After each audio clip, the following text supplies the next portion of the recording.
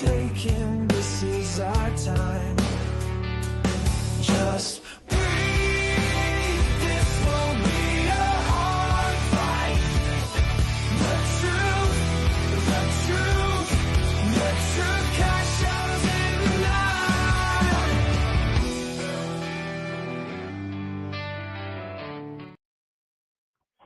All right. I don't know if anybody heard the intro, and I don't really know if anybody's hearing me right now. Um, I didn't hear the intro whatsoever. I was playing the intro, and I absolutely did not hear anything. So, if there's anybody in the chat room, uh, let me know if you can hear me. You know, let me know. Hey, Leonard, can you hear me, Leonard? Give me a thumbs up or something. Um,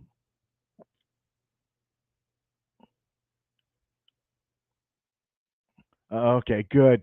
Oh, thank you, paramedic. I appreciate that. So we got paramedic, we got Leonard. So that's awesome. I'm glad y'all can hear me. Could y'all hear the intro? Because when I started the intro, I couldn't hear anything at all. You know. So let me know if y'all could hear the intro. I might have to look at the system and find out what the problem was if y'all didn't hear it. Um, you know. Yeah. Okay. Everybody can hear me, but did y'all hear the intro? You know what I mean? Uh, Did you hear any of it, Leonard? Did you? But you. Oh, all right. Well, we'll see what happens. So, anyways, so Johnny is going to try to join us in a little bit. He ran into some issues at home. He's like he said in the past, he's doing some renovations on his house, and the people that were supposed to do the work in his basement and the remodeling a bathroom, they didn't show up until 3 o'clock in the afternoon. So he's dealing with those guys and trying to get that all taken care of. If he could jump in, he will jump in at some point if he can. If not, that's okay. We're here. We're going to have a good time. We're going to enjoy ourselves and talk all things Bigfoot. So I want to try something real quick while you guys are in the chat room. Let me know if you guys see this image. Can y'all see the image on the screen? Anybody? Just let me know. Because I was doing this earlier and our guest is backstage. He said he could not see it. So, oh, so you can see it, Leonard? Hey, Fred, how you doing, buddy? Okay, good, good. So I want to quickly discuss this picture. Um, what had happened was, if y'all any of you guys know me and know my Bigfoot page, it is Bigfoot Florida guy on Facebook, and I do a lot of discussions. I create these images, and I create a topic, and so people can discuss it. Hey, sunshine. Um, so I had gone into an AI program and put in as much information that I had on the people I've spoken to, people we've interviewed, different accounts that I've read on the description of a Sasquatch. And so I gave it all this information, and I said, okay, now with all this information, create me a realistic image of what they're talking about. And this is what it came up with. So I did post it with the subject matter on what I had done and everything. So I thought it was a really interesting image. Uh, I don't know. Oh, give me one second, guys. Sorry. I don't know if it matches anything you guys seen or anybody who's had, that's in the chat room that's had a an encounter with one of these things. If that's what you saw, granted, there's going to be some differences, okay? But I took the majority of the answers to create this image. So I just wanted to show that to you guys. So if you ever go on my Facebook page, you see the discussions, you'll see this picture and know that it is not real. It is not a real photo. It is AI. So I want everybody to know that. So tonight we have Harley Owens. He's from Eastern Tennessee. He's somebody I've seen floating around on Facebook and different things, and thought it'd be interesting to touch base with him and see if he'd be interested in coming on the show. He said absolutely, and so I want to bring him on so you guys can get to know Harley, and let's have a great time. Hey, Hey, hey, Harley, hey. How's it going? can you hear me, Harley? Yes, sir. I can hear you loud and clear. Can you hear me loud and clear? I'm not hearing you at all. Is anybody else? Can you hear me? Yeah, my mic's on. I can hear you. There's Yeah. something going on with the system. I have no idea what's going on, guys. Hang on. 1 second. Um, Can you hear me now? try to go out and come back in because Hang on. you don't have it on mute. Mm-mm. What about now? I'm not hearing you at all. Wow. Hang on 1 second. Not hearing you at all. Is anybody else? They say they can hear. I can't hear anything. I have no idea what's going on. Test, test, test. This is ridiculous. Might have to go without a mic tonight. What about now? No. I have no idea what's going on. Let me try something here, guys.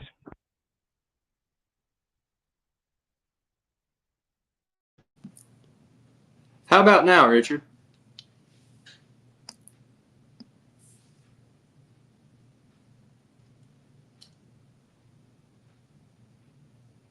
Can you? I can't hear you. Can you hear me? All right, how's that? I can hear you. Can you hear me? Okay, good. I can hear you. Sweet. All right, sweet. I have no idea what that was all about. I have no idea. Well, It's crazy. I had my headphones in backstage, and they were working fine backstage, and then I don't know. Yeah. I mean, like I said, we did have a thunderstorm blow through. Maybe it's messed something up. I don't know. Well, we got it worked out. We're hearing each other just fine. Everybody in the chat room can hear both of us. So, but it's hard to ask questions and stuff when I can't hear what you're saying. So, Right. Absolutely. Absolutely. so I'll just work directly off of the computer itself. So, Harley, how old are you, man? 25. 25. So you're new to this world of Bigfoot. You're one of what I guess we could call young gun. You know what I mean? Coming Yeah, in. the rookie. So and you're in East Tennessee. Yes, sir. Very nice, very nice. My father lives over there, close to that area. I guess it's about 60 miles south of Gatlinburg, but he's in Murphy, North Carolina. And so I go up there to visit him when I can. And, and Murphy's a beautiful place too. It's a gorgeous town. I love it. It's kind of like Mayberry. It's really quiet, small town. So That's the best way to be nowadays in this quiet, small town with all the Right craziness in the world. So you've fallen into this rabbit hole that we call Bigfoot. And so when did that start for you? What was where were you before Bigfoot? Was that something you thought about, or you had some interest in, or whatever? Because you grow up in the age of the internet. So things were accessible to you where a lot of us, like me, I was born a long time ago, and we didn't have the internet. We didn't have certain things, so we couldn't. It was either books or whatever we saw on movies and stuff like that. So you've grown up in the internet era where information is readily available. So were you interested in this subject? Is something that you watched and stuff? No, it was not. Growing up was pretty simple. I lived on a farm. We didn't have no internet where we lived at in the holler. So, I mean, we just had TV. We had maybe like 10 or 12 channels to flip through. So, Bigfoot was kind of really the last thing on my mind. And, growing up, you always heard stories about the Black Panthers. That was really the only thing I believed in because I was about 10 or 12 and I was helping my dad bust firewood and we heard one scream and he yelled at me to get in the house. So, you know, and there was always stories of them being seen. I'll never forget the one that my history teacher told me. He said that he took his little girlfriend out for a drive, and they pulled over and parked, and this big black cat just jumps on the hood of their car. So that Bigfoot was really the last thing on my mind. Going through high school, you know, I was on the fishing team and graduated high school, and decided as soon as I graduated high school, I was going to go straight into work, because at that point in time, my dad wanted me to follow suit in what he was doing, which was line work. And well, here I am now doing it. So I went to work for an auction company named Tri-State Auction and Realty, and we traveled all over the East Coast, Pennsylvania, Virginia, West Virginia, auctioning off sawmills. And we went to a place called Pound. It was in like Southwest Virginia. It's like right on the Virginia and Kentucky line. And I'll never forget when we pulled up to this place, we met the little old guy that owned the sawmill, and he was telling us about this bear that was coming into the sawmill and getting in the trash, you know. And I was like, you know, I asked him, I said, is it a pretty good sized bear? You know, because I hunt and stuff, and, you know, I haven't ever hunted bear, but it's something that I've always thought about getting into. And he was like, yeah, he's a pretty good sized bear. And what he told me after was like, he said, there's far worse things in the woods than him. And I'm just like, okay, well, what's he talking about? You know, I was like, well, he's okay. I guess he's talking about these panthers, you know, because Bigfoot was really the last thing on my mind. And really the first time that I ever heard about Bigfoot was I was around the age of 9 or 10. And my dad had about 10 or 12 hogs, all in a range about 150 to 200 pounds. And that he was about to take them to go get slaughtered. And one night, all the hogs just went crazy, and the dogs were barking. And the next morning, my dad went down there and checked on the pigs, and they were all torn to shreds, not even eaten on, just essentially taken for sport. And so it was either that day or the next day after that was when the hoax happened in Georgia, whenever they apparently shot the Bigfoot and they put it in a freezer chest, and it turned out to be a hoax. Well, that happened either the same day or the day after those pigs were taken from Dad. And so that Dad jokingly said, oh, I guess Bigfoot got my pigs. And I remember that was really the first time that I ever heard about Bigfoot. And so going back to 2020, I start working around the sawmill area there. I had my buddy Cameron with me, and we get stuff organized. We have the skid steer there. We're moving stuff around, and the auction comes up on Saturday. So we had the auction set up, ready to go. And then my boss came up to me, and he asked me if I wanted to stay another week while he sent Cameron somewhere else. And I was like, yeah, that's fine. So Sunday rolled around, and I wake up, and it's raining, and I'm like, yeah, I'm just going to go out to the job site and get stuff done. So I get to the job site, and I hop on the skid steer. I start moving like stacks of pallets around and organizing everything. And it got to the point of where I got done. And because I had a catalog with people's names and stuff on them, however much stuff they bought, I had them kind of organized with who bought what. And I get to the point of walking around the wood line, and it's kind of wet and muddy. And as I'm walking, there's kind of a game trail right through there, and I'm sitting there and I'm looking, and I come across a peculiar set of footprints, and I'm like, that's a Bigfoot. And that's what I told myself in my head, that's a Bigfoot. You know, I wear a size 12, and I put my foot down next to them, and they were a couple inches longer than mine. And I'm like, yeah, either somebody's playing a trick on me, or there's just some homeless person out here wandering around. And so Monday rolled around, nothing happened. Tuesday, nothing. And Wednesday, September 23rd, 2020 was the day it changed everything for me. I get out there that morning, and I was running late, and I get up to the gate. I had to unlock 2 gates to get into this property, and there was already somebody at the gate, and I was like, well, I'm not going to hear the end of this. And I unlocked the first gate, just start driving down the holler, and I unlocked the second gate. And the really odd thing about this morning was any other morning before this, there was deer or coyote or some kind of game always running around. This morning there was nothing, which at that point in time I didn't really think nothing about it. So I get to the second gate, I unlocked it, and there, right there at that second gate, there was a real sharp curve that went down into the holler to an old railroad train. And we get to going into the sawmill area there. I hopped on a skid steer. He had like 2 or 3 pallets. I forked them up, threw him on his trailer, and sent him about his day. Nobody else showed up for the rest of this day. And so I'm sitting there, and I'm playing the game on my phone in the skid steer. I think it was Angry Birds. I can't remember what game it was right off the top of my head. And about 1:30 rolled around in the afternoon. I start to get hungry, so I go to my service truck, get a Coca-Cola and a peanut butter sandwich out of my cooler. And all of a sudden I hear this growlish grunt. Now, I grew up hunting. I know the sounds of the woods. And that was something that kind of caught me off guard. I was like, okay, that's probably a bear, but it doesn't sound like a bear. And so I'm sitting there looking around. So where I was at, there's a valley, and then there's 2 high walls on both sides of this valley. And where I was at, I was on the opposite side of the building overlooking one side of the ridge.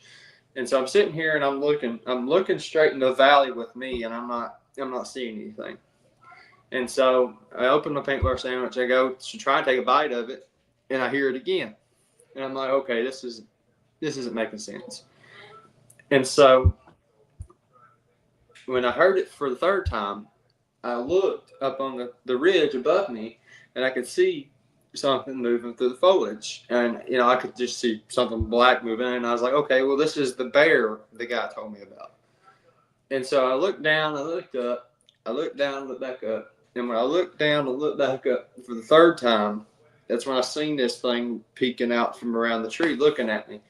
And as soon as I seen it, I knew exactly what it was. I was like, oh my gosh, that's a Bigfoot. These things are real. People aren't crazy. And so I'm sitting there trying to process this whole ordeal. This thing's up here about 60-ish yards away from me on top of this. He's literally got the high ground. I don't know what to do with this thing. And I'm 6'6", and I'm from that distance, I'm really not sure how big it was, but it made me feel puny from as far away as I was. And so the only thing that I knew of to do was to pull my phone out and take a picture.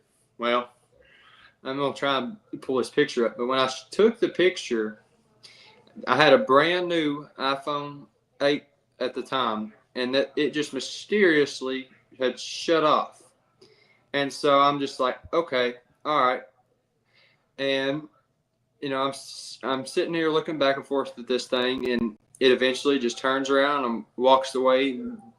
And I jumped in the truck, I locked the doors, and I never got back out for the rest of that evening. I'm trying to pull this picture up here. Yeah, there we go. So kind of enhanced version. But I locked myself in the truck. I plugged the phone in, not knowing if it was going to come back on or not. And finally it comes back on with the same % battery. And I'm just like, okay. And this is kind of an enhanced, blowed up version, but it's not the original. The original picture is there. And I'm like, oh my gosh, I got it. And so I'm sitting there in a truck, and around dusky dark starts to come around. And these things start hollering. And I'll have to send you the audio so you can listen to it. But I recorded the audio that evening, and I was like, I've heard elk bugle, and I've heard coyotes, I've heard all the other sounds of the woods. And what I heard was unlike anything I had ever heard. And so I ended up leaving, and I came back the next morning. So Thursday rolls around, the 24th, and I get back out there, and I didn't have anybody in there that day to help, so I just took some time to look around. And I found a different game trail that came down, and it led up to this ridge where this creature was at. And I found a set of tracks, and I could not do the stride length in between these tracks. And so I'm sitting here contemplating in my mind, where is this thing at? Because I have no idea where this creature is. And so rolling around to Thursday evening, they started hollering again, and I recorded 2 sets of vocals about 15-ish minutes apart. They were further away, and it was just so crazy. And I've had those vocals analyzed, all 3 sets, and the vocals range from 250 hertz all the way up to 2,000 hertz. And so Friday rolls around, and I go to leave, and I head to this drive-in diner called Robo's, and I got my food, and I seen these old timers sitting at a table, and I'm like, okay, all right, I'm just going to sit down and strike up conversation. Maybe these old boys know what I seen. And so I just sat down with them. I struck up conversation, and then I instantly asked after a couple of minutes. I said, "You old boys ever seen anything or heard anything strange?" They all got quiet, and then one of them looked at me. He said, "Well, what did you see or hear?" And I said this, and I showed them the picture, and I showed them the tracks, and I let them listen to the sounds. And they all got quiet, and then one of them said, "Oh, well, those are the devil monkeys." And I'm like, "So what, a Bigfoot?" And they're like, "Yeah, Bigfoot, devil monkeys, mountain giants, wood boogers, it's all the same thing." And I was like, "Okay, that's the validation I need." And little did I know that when I would return home, I was made to look like the idiot out of everybody. I stopped talking to my family because they were telling me everything other than what it was when I was telling the whole truth. They were saying it was a bear or just shadows or the sounds even. They were telling me it was elk. And so I lost a lot of friends too. They were making jokes about me. Like every time they'd see my truck driving through town, they'd take a video of it and say, "Oh, I wonder if he's got Bigfoot in the truck with him."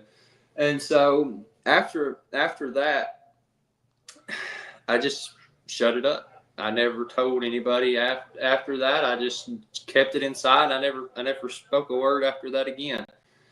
And I then met my now wife, and it got to the point of it was 3 years, 3 long years, and it was just around the end of July of August of 2023. I would start to get nightmares again about seeing this thing.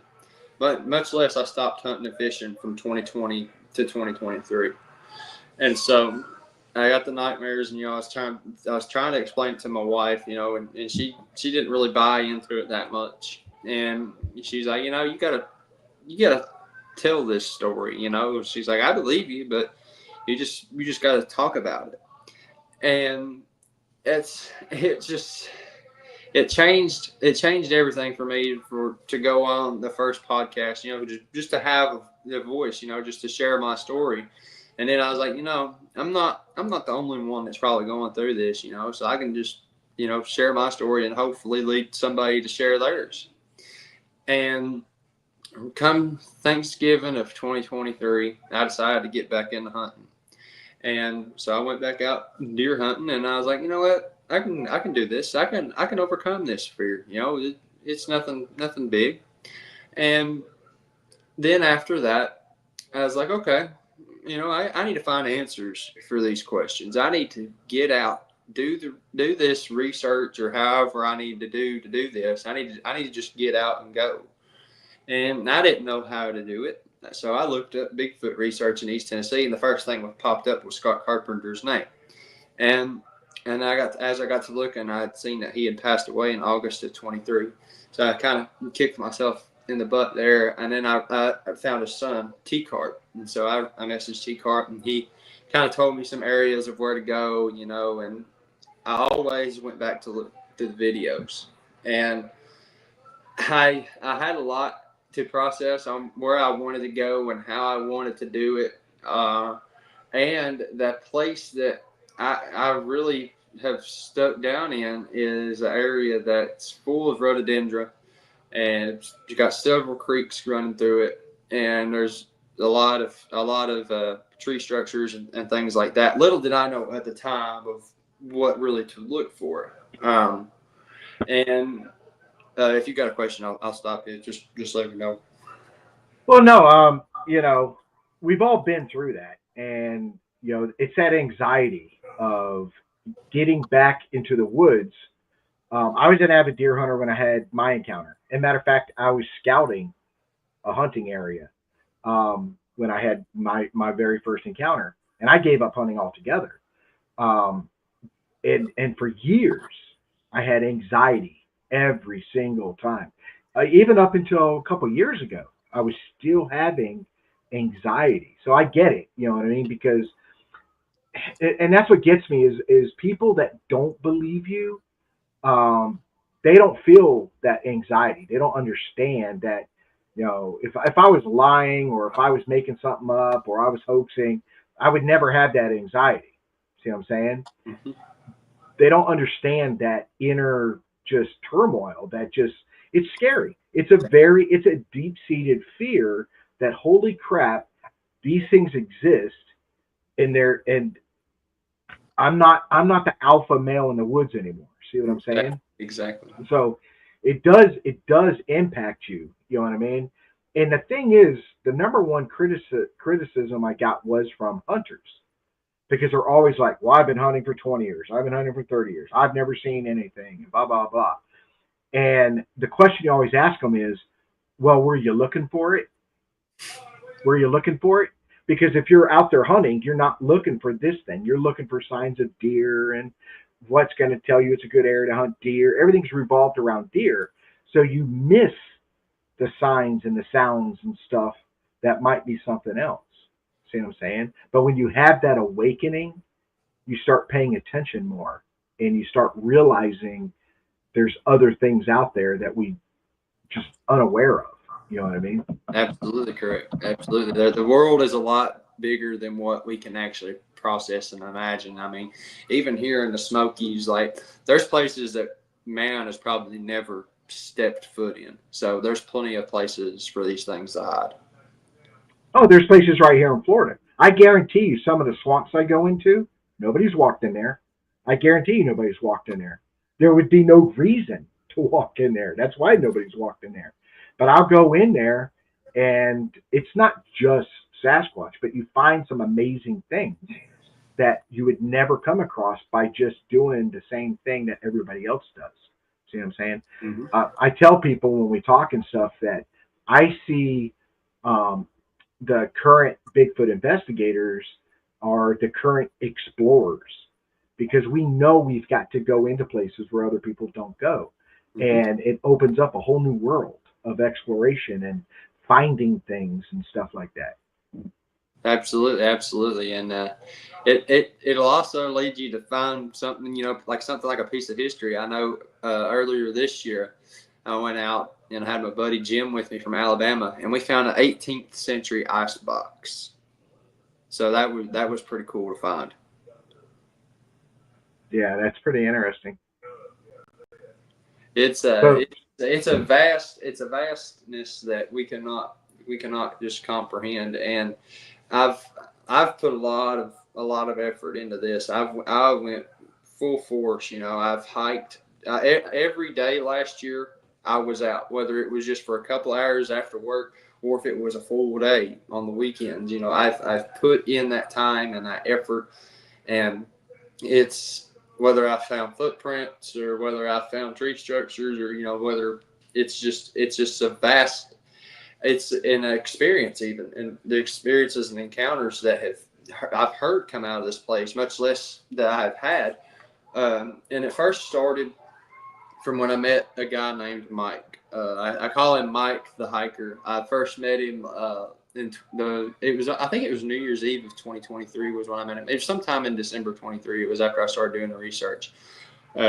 He was telling me that he's always had a vibe whenever he was in the woods in this place, and he never stayed after dark. He always walks his dog, and the first story that he told me was the dog went further up the trail ahead of him. He's a big old pit bull. His name's Deucey.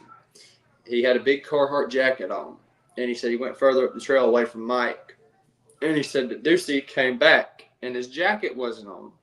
So he goes further up the trail to look for his jacket, and his jacket's hanging up in a tree about 7.5, 8 foot off the ground. And so I asked him, I was like, "Do you think a bear done that?" He's like, "Honestly, no." And then just in November of 24, he actually had an eyewitness a sighting of one.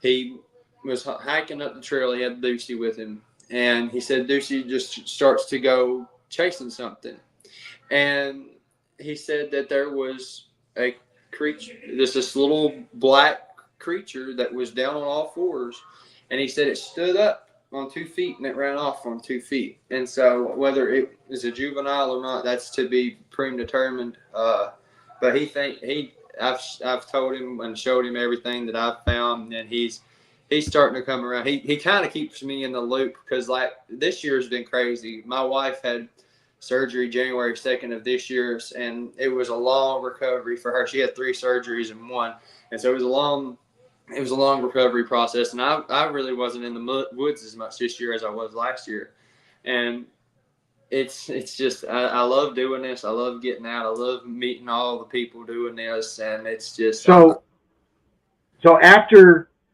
you've had your encounter, you've spoken to some people and stuff like that, and then you said you were getting back into the woods. You're going to start hunting again.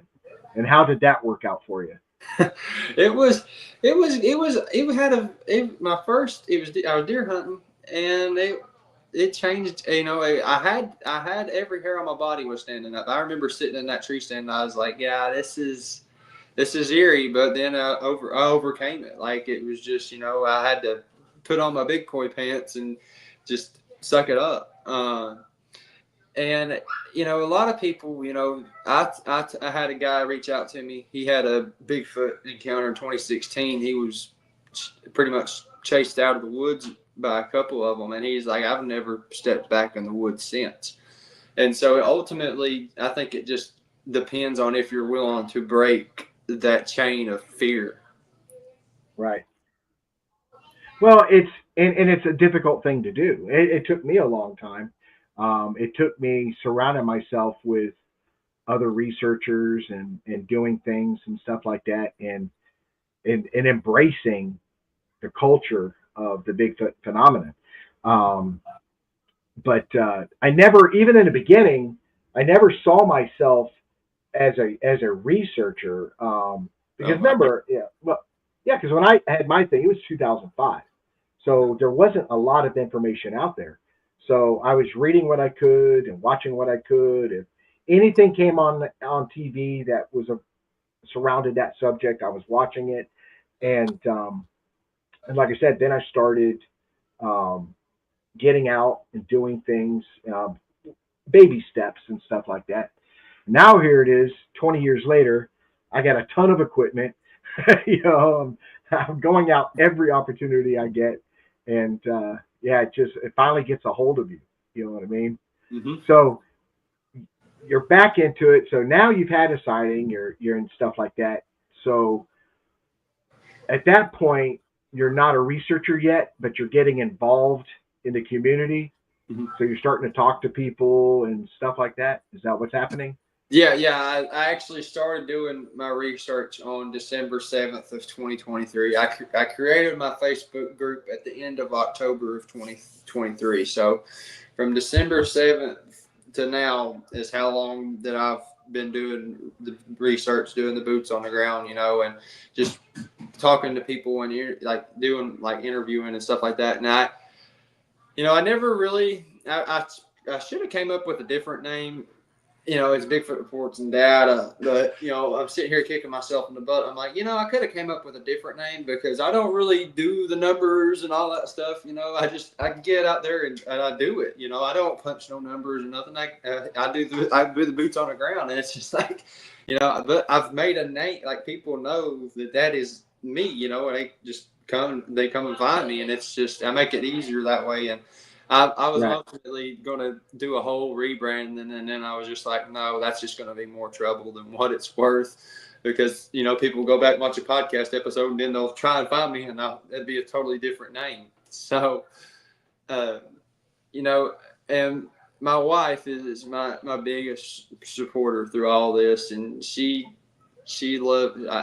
made me start doing this ultimately, because I ultimately don't think if it wasn't for her, I probably wouldn't even be doing this, much less I never seen myself doing Bigfoot research, much less with the job title that I have. It's a pretty, you know, being a lineman, that don't really hear too many stories coming from people who are linemen. But if the stories are going to be told, they need to come out. And eyewitness testimonies, they are the pieces to the puzzle.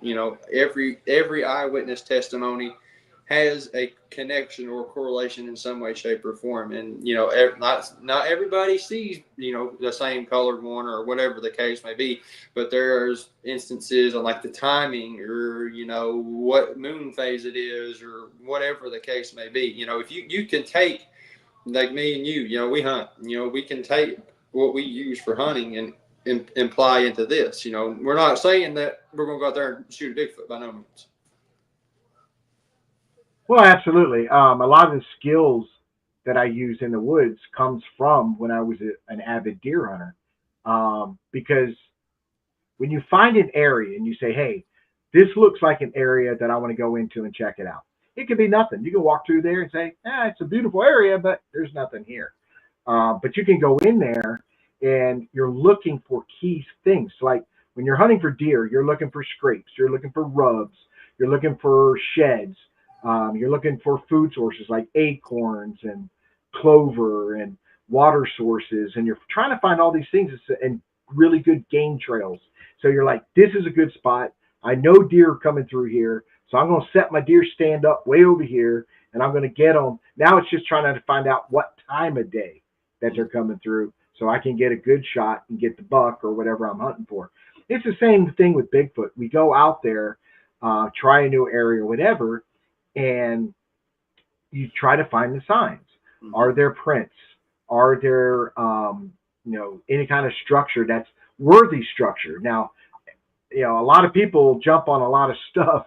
It's got to be very worthy structures. Okay. Mm-hmm. Something that's, matter of fact, I just did a video recently, a comparison video of this one spot I was at months ago. And then I went back, a few weeks after that, and it was just amazing. You got to go back and watch the video. I tell anybody, go watch the most recent video I put on my channel.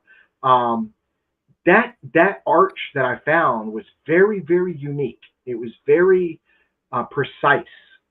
It didn't just happen that way. But when I went back to reinvestigate, I wanted to spend more time on that arch, and I went back to it, and it's gone. Not only is the arch gone, but the tree, the arch, it was no longer in existence. It was about a 15, 20-foot tree holding it down, gone. The palmetto bush that it was in, gone. But the ground wasn't disturbed. Mm-hmm. The ground wasn't even disturbed. You can see all the vines. There's this viney plant that grows in there. You can't wear regular pants in there. You'll get scratched up. And everything's gone. It's like I walked into another world. This is not what it's supposed to look like. It was really crazy. Absolutely. So I was going to tell you about this one. I found this arch in December of 2024. So this tree is straight. If it's standing straight up, this treetop is not going to fall from the tree that it was in and cause that arch to be bent in under it. So this tree, where that tree is falling right here, it's from behind where I took the picture. And that tree was standing straight up because I always hiked through this area, and this was never there. And just so coincidentally, it's the tree that's arched is pointing straight towards a creek. So yeah, there's correlation there. You just have to know what to look for. And me and you have talked about this. You can discern if it's natural or if it's made by these things. You can tell there's intent behind it. Oh, absolutely. And I see arches all the time. I can tell you what's a natural arch and what's not a natural arch. Mm-hmm. Because a diseased tree will form an arch. Yeah. See what I'm saying? And snowfall even. Well, see, we don't have that here. So, but yes, snowfall will also create the bends as well. But on this particular one, it was a tree, and the one that was an arch was right up beside it. They grew right beside each other. But this one was an arch. But the tree that was holding it down was way over here and fell this away. But these trees are way over here by 15 feet. So how did it, one, fall over here but hit this tree and hold it down? See what I'm saying? Yeah, exactly. And it was underneath the palmettos. So it was pushed underneath the palmettos, you know. So it was really weird. It was just very, very weird. It's in the video. So if anybody in the audience, if you want to go, it's the most current one on my YouTube channel I just did, because it's been bugging me for a long time. And I was like, I've really got to go back, find the original footage when I was there, and get that portion of that video plus this portion and put them together so people can see what's been bothering me, what I'm looking at here. It's very strange, but when I'm looking at structures, it's got to be very, very precise as far as when I'm looking at it, because I'm a forensic kind of guy, and I'm the one that's going to debunk it first. Mm-hmm. I don't put evidence out there for somebody else to debunk. I want to debunk it first, because if it's not real, I want to be the one to say this is not real, or this is not what I think it is, or whatever. And so when I find something, I've got to break it down. First, I got to find out, is there a natural cause? What could have caused this? So I do take photographs or take film, a lot of film. I do a lot of film, and document all around it, looking at it, getting close to it, doing all this stuff. So I can look at it later when I go home, and I can zoom in, and maybe there's something I missed in person that I can see now in videos and stuff like that.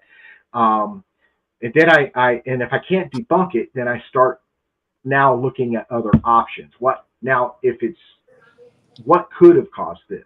See what I'm saying? Mm-hmm. I've got arches that from trees I got pictures of. Matter of fact, I'll see if I can find one while we're talking.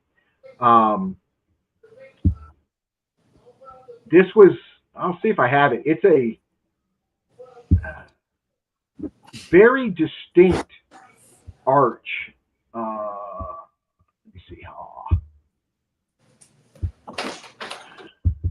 Let me see. Let me see. Okay.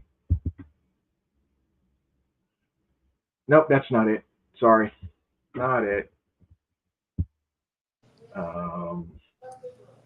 Yeah, this I found this arch on New Year's Eve of 2023, and they've since just tore it down.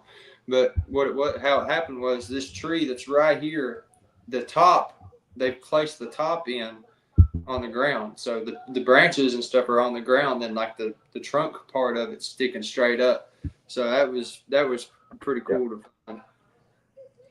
So this is an arch that it's a very tall tree. The guy in the picture is about 5'8". Okay, so, and you can see it going down by him. He's standing actually on the opposite side of it. If you look down by his foot, you see it was going into the ground. That's a pretty sharp arch, a very, very sharp arch for a tree that's that tall. It's a very tall tree. It's still considered a sapling, but if you look at the other trees in there, you can look the size of him and a tree that's close to him. That's as big as they get, that particular hardwood. So this tree was probably mid-age, you know what I mean? Mm-hmm. And that caught our interest. So we walked over, we're looking at it, and it was shoved into the ground. See what I'm saying? That's what was holding it down, was the top of it was shoved into the ground. We attempted another tree of the same size and stuff and tried to pull it and walk it down with two of us, and we couldn't move that tree. We couldn't move it. So, well, I'll tell you another thing that I look for too. I don't always look for the arches and stuff like that, because they'll do stuff to make it flat on the ground too, like this. This was an asterisk. It was shaped like a perfect asterisk, and they broke all these trees off at about the distance of this stump right here. They just kept snapping all these trees off in this area, and they were making these asterisk shaped things. And this exact same one, like I said, this is January 29th of 2024, and I came back on my birthday, March 11th of 2024, just a couple months after, and this is what they rearranged it into. Like, let's see if I can find that. I've got all my stuff organized here. Let's see. There it is right here. Well, Yeah. While you're doing that, let me I got to catch up in the chat Yeah. room. Yeah. Troy Two Fingers in Tennessee said, "How do you determine what each arch or stick structure means or is intended to convey?" I don't know. I'm going to tell you the honest answer is I don't know what they're trying to tell us. I have no idea what they're trying to tell us. Mhm. See what I'm saying? I have found arches where I'm standing at an arch and I look around and 50 yards away is another arch. I get to that arch, 50 yards away is another arch. Is it a pathway or is it marking? Almost every one of them has a game trail. Is Yeah. it just marking game trails? I don't know. And that's the key thing is that's why we're investigators. We're trying to find out why this is happening or why are they doing this and stuff like that. But I can't give you a definitive because I didn't see them do it and I didn't ask them why they did it. Yeah. You know what I mean? Exactly. We're trying to determine that. So the logical and real answer, Troy, is we don't know. Yeah. See what I'm saying? Exactly. We could come because some will tell me, well, it's markers for this, but another person's going to say, well, I think it's this. Well, when you've got multiple answers to the same problem, then nobody knows. Yeah. Nobody knows. So. Exactly. And it's, that if I would like to think, and I mean, you talked about this the other day. I told you that I had found an arch that was over top of a freshwater spring. Could these arches be pointing towards water or food sources? Yeah, maybe, but we truly and honestly don't know. Yeah, it's like I said, the ones I find are always right by a game trail. I've had game trails go right through them. So I can look at it as a hunter and say, he's marking a game trail like I would tie a piece of ribbon around a tree to say, this is a good area. So I can find it later and say, oh, there's my marker. This is a good area. Mhm. It could be anything. Yep. I do not know. See what I'm saying? And but like I said, I mean, you've talked but about like there's nobody an expert. There's nobody No. an expert. no. And I'm always the first one. See what I'm saying? I'm the first one to say there are no experts. Mhm. I've said it on stage at a Bigfoot conference and literally in front of 1,000 people and said, Well, there's no experts. That'll be me in Yeah. Gatlinburg. That'll be me at Gatlinburg in just a couple of weeks. I'll have Yeah. that approach. I make it abundantly clear, but I create certain criteria, and you're new and you're coming into this and you're learning. My advice to you is, one, surround yourself by real knowledgeable people, okay, and don't surround yourself or bother yourself with anybody that's a non-believer. It's okay to talk to deal with skeptics because skeptic people are just asking questions. Yeah. They don't know. But flat out non-believers, you're not going to convince them because when you have that discussion with them, they want you to bring all the proof. They want you to bring it all. Yep. Okay. It's like Christians talking to non-Christians. The non-Christians like, there's no such thing. Prove it to me. They want you to do all the work. All they're going to do is sit there and keep denying until you prove it to them, Yep. which is never going to happen. It's the same in Bigfoot research. So I don't waste my time with them and stuff like that. And if they're really negative, I don't give them an audience. I just move forward. So that's my advice: is surround yourself with knowledgeable people and create your own peer review group. Okay. So when you come up with evidence, and I've done this, and I'll get with certain people that I trust in this field and say, hey, look at this and tell me what you think. Mm-hmm. If the consensus from these people that I respect say there's nothing there, I toss it, regardless of what I think, regardless of how I feel about the evidence. I have to get a hold of my self-pride and realize that they're right, because if I present this, I could be ridiculed. I could be destroyed. My reputation could be in danger. See what I'm saying? So you toss it and you move on to the next best thing. You just keep working at it. See what I'm saying? Mm-hmm. Don't take all your stuff and don't take it personal. If somebody says, nah, that's nothing, blah, blah, blah, don't take it personal. See what I'm saying? Mm-hmm. But create your own peer review. I'll tell you right now, there's a guy in the chat room who's part of that peer review. You know what I mean? And that's Dirt Road Bigfoot. I have no issues contacting Dirt Road and say, hey, look at this and tell me what you think. See what I'm saying? Yeah. If Dirt Road tells me and says, nope, I don't think it's anything, and you're a big dummy if you try to say otherwise, I'm going to take his word for it because I respect him, I trust him, and same with Johnny Two Bears, the other host of the show. I respect Johnny wholeheartedly, and if Johnny says, nah, Rick, I really don't think that, I throw it away. It's not about me. See what I'm saying? Because if I'm going to present good evidence to the general public or even science when they finally decide to take this seriously, you have to have very good, solid evidence. It cannot be blob squatches. It can't be something that might be a down log from 50 yards away and you took it with a flip phone. You know what I mean? So you have to really, really focus on good, solid evidence, you know? And so that's the advice I would give you, is create a peer review group, you know, people with a good background that's been doing this for a long time, that can show you the ropes and guide you in the right direction. And like I said, don't let the negative side bother you, because there's a lot of negative people out there. There's a lot more of them than there are researchers and believers. A lot more. So. Yeah, you're absolutely correct about that. There are some real winners in this community, and you know, there's just as many of them, there's double, if not triple, you know, people that are good. I'm trying to catch up with the chat. Yeah. Well, I don't know if Troy's complaining or not. You know, you said we're having more of a discussion than an interview. But we did discuss your sighting, and then now we're where you're at as far as research. So we're talking research. So yeah, it is a conversation. We are talking research. I'm very research oriented.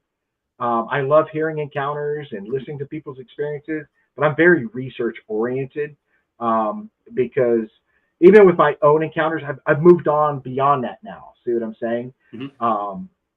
Mostly because now I can sleep at night knowing that. See what I'm saying? For years, I couldn't sleep thinking about it. I couldn't sleep. I was having an issue with it for a long time. But once I delved into research and stuff like that, and like I said, I've surrounded myself with some great people, and some have come, you know, like they say, God brings people into your life for a reason. He takes them out for a reason as well. And I've gone through a litmus of different researchers that I thought were, you know, money in the bank. They're good, they're solid, they're, you know, blah, blah, blah, and find out they're not. So take your time, get to know people and stuff like that. So now you've got the Facebook page, and, you know, you're talking to people about your encounters and stuff like that. So now you're getting into the conference stages of it. So you're going to conferences, you're listening to people, and now you're going to Gatlinburg, and you're going to be on the round table, right? Yes. I've actually started doing the speaking part of the conferences this year. I went to I went to Georgia Bigfoot conference. I went to Myrtle Beach. I went to Alabama Bigfoot conference, and I went to the Smoky Mountain Bigfoot Festival. I spoke there. So I'm kind of still getting warmed up and used to that. You know, I've never really spoke in front of a real huge crowd, but Gatlinburg is definitely going to be that. So I gotta mentally prepare myself for that stage. But I'm looking forward to it. You know, I'm super honored and blessed to be a part of it. And there's a lot of great speakers this year. Dr. Meldrum, Ronnie LeBlanc, Brittany Barbieri, Hellbent Holler, and a bunch of others. Cam Buckner from Dixie Cryptid. So, you know, Adam Davies is hosting the roundtable. I'll be on there with Brandon from the Supernatural Sleuth, C. Wayne, and Andrew Otten, I think is the other name. But yeah, I'm super excited. I can't wait to see everybody there. I have a feeling it's going to be pretty big. So, well, the same group, Gather Up Events, puts that one together. Is the same ones that do the one here in Florida. Yeah. The one that we have here in Florida is massive. It is massive. It's in a beautiful equestrian center, and it's just massive. And it has one of those what do you call those giant television screens in the middle of the building? To some what do you Projector call that, guys? You know, it's a giant television screen. So no matter where you're at in the building, you can look up and see who's on stage. Oh, And you don't miss Jumbotron. anything. Jumbotron. Yeah. So you have the Jumbotron and you have the stage because it's huge. I've got video of it. Yeah, I was down And, there. I was down there this year. I forgot about that, but I wasn't speaking there. I was there for attendance. I was hanging out. But yeah, I was Yeah. down there. It was super cool. Oh, I was there. I was running around all over the place. Absolutely. And most of the people that you mentioned, I have met most of those people. And you know, I was also on stage at one point, not last year, but the year before last, at the one here in Florida. It's a lot of fun. It's a good time. Teleprompter. Troy's on a roll tonight, buddy. I tell you what, Troy. Where's he from in Tennessee? Where you at, Troy? Tell him where you're at, because it says Troy Two Fingers in Tennessee. So. Yeah, that's what I'm trying to figure out. What part? Yeah. Yeah, that's like I said. I was born and raised above Knoxville, so I've lived in East Tennessee all my life. I wouldn't trade it any other way. Yeah. Yeah, I've been up there. I've been to Gatlinburg, and I camped out up there one time for 10 days.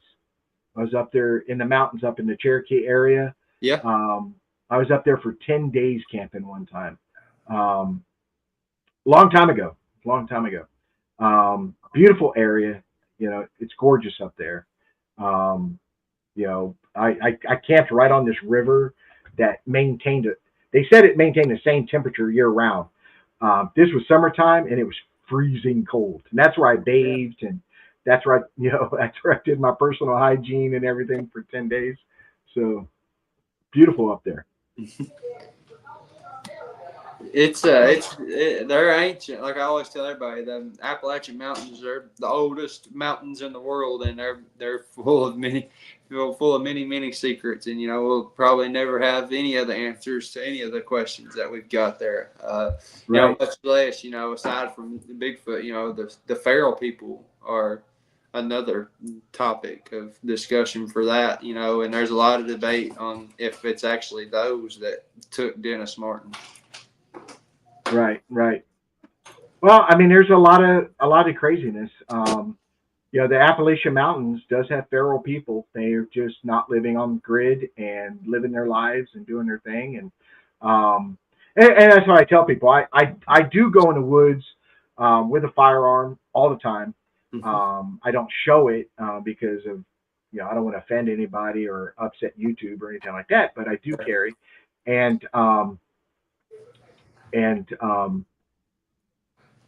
but it's not for Bigfoot. You know what I mean? There's so many things in the state of Florida that want to do you harm. And that's what I have it for. And really the top of that list is people. Yep. There's some crazy people in the woods. So. Yep. People are the most dangerous thing on this planet.